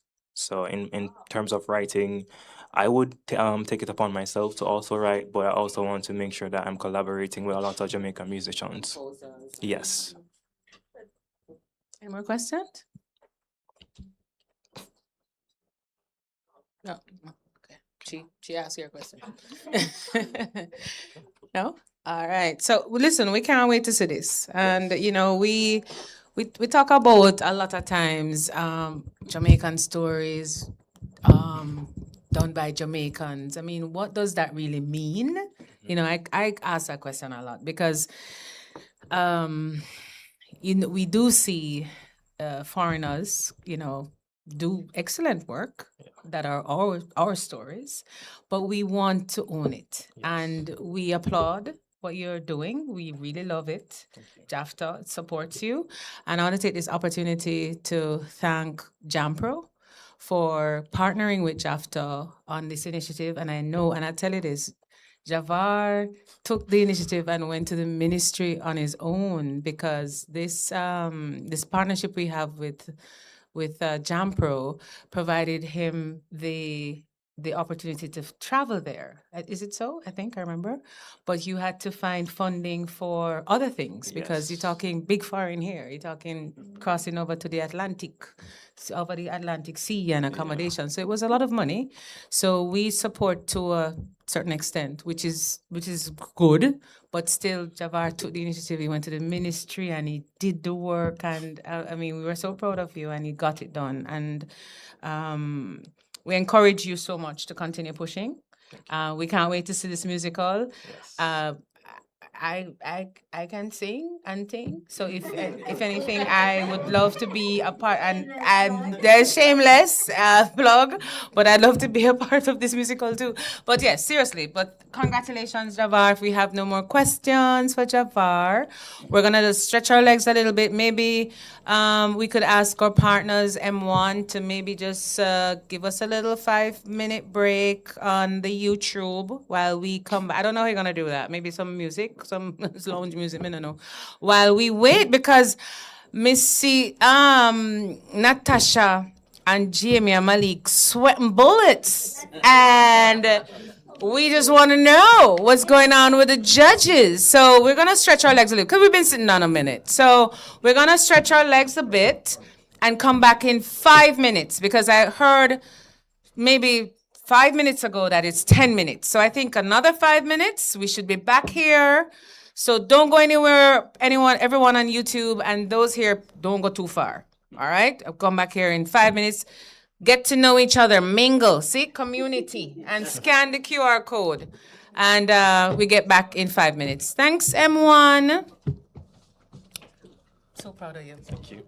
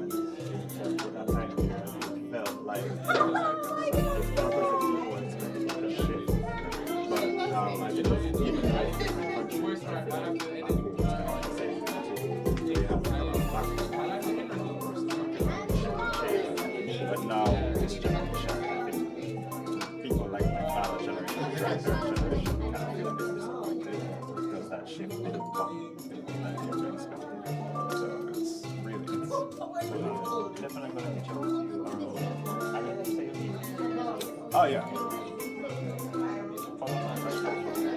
I'm gonna be here till probably like the end of the month. But I'm always available. Jahvar has my contact. Yeah.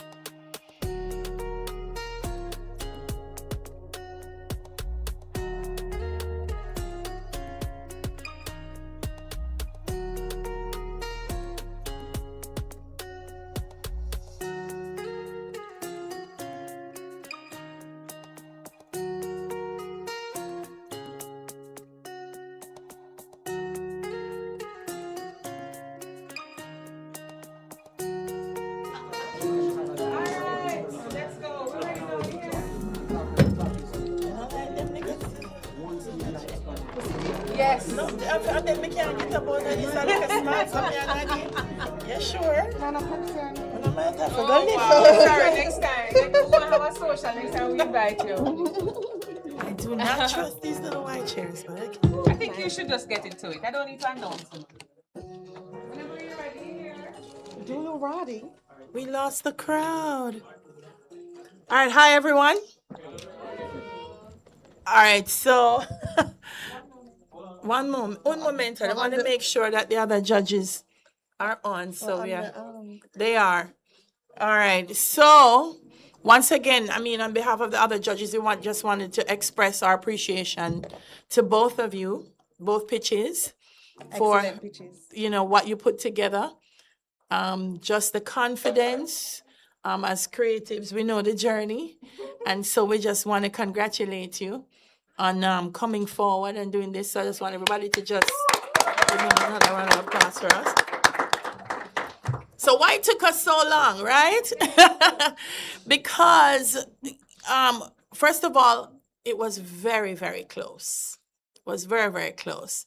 And what we found is that in some areas where one pitch was very, very strong, stronger than the other, then there was another area where the other pitch was very, very strong as well. And so that for us was how do we work it out. We're very passionate about it, but at the end of the day, in the business of film and television, it comes down to rubric as well. And a lot of things that we had to look at was the audience appeal, the marketability. When Aisha invests in this project, where does it go? And things like that. What we want to encourage both of you is a lot of the comments that you receive from the judges, think about them and apply them, because I feel like we all want to see you win. The judges really want to see you win, and Aisha really, really wants to see you win. So it's very important that the comments and the recommendations are things that you take with an open mind as you move forward, because we're all in this together, guys, right? Anything you want to say, Kia, before we?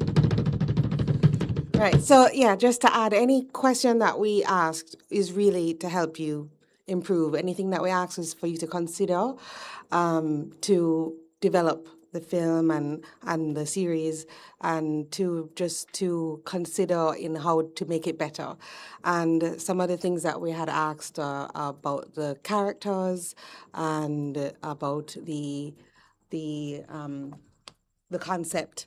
So please, we're going to just continue to share some of our thoughts so that you can continue to make the project better for the long run and for you too. Yeah. So we got to say that it came down to 2 points. That I have to say, it came down to 2 points. And that's really how close it was. We had a calculator and all, checked it 2-3 times. And so we want to say congratulations to Goody. Woo-hoo!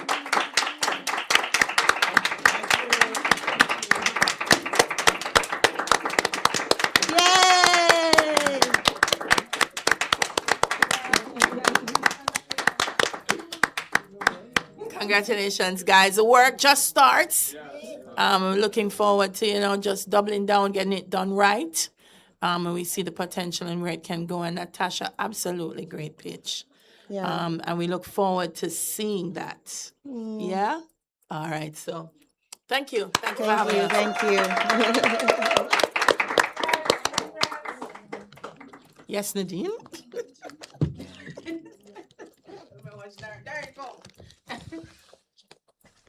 Yes. Thank you so much, esteemed judges, Dahlia, Kia, Alisha, and Scott. Thank you so much, Aisha. Big up yourself. And Mommy, where's Mom? Mommy's online still. Mommy, big up yourself. And congratulations to Goodies, Malik and Jaime, and congratulations to Natasha. Great job. We look forward to the work, and as Dahlia said, it not finished yet. And Natasha, it not finished yet either. We want to see these episodics on Amazon, on a screen, exactly, near you, playing whatever. And we are going to have discussions with our broadcasters here in Jamaica and see where we can go with this. Listen, you never know, right? We said it right here. So thank you so much. I'm going to ask Darren to just take us out. It really has been a long night, but it was worth it, right? It really was, of course. Well done, Natasha, and congrats, Malik and Jaime. Just want to say special thanks again to all our judges. Thank you so much for your time. Aisha, thank you so much for continuing to invest and give back to your homeland. It is deeply appreciated. So thank you. Just want to say also special thanks to M1 for facilitating our live stream. Big up yourselves. And and thank you all for turning out. And to our viewers online, thank you for supporting and showing up. Yeah, so have a good night, everyone. Thank you so much. Yes. You scan the QR code? I did not scan the QR.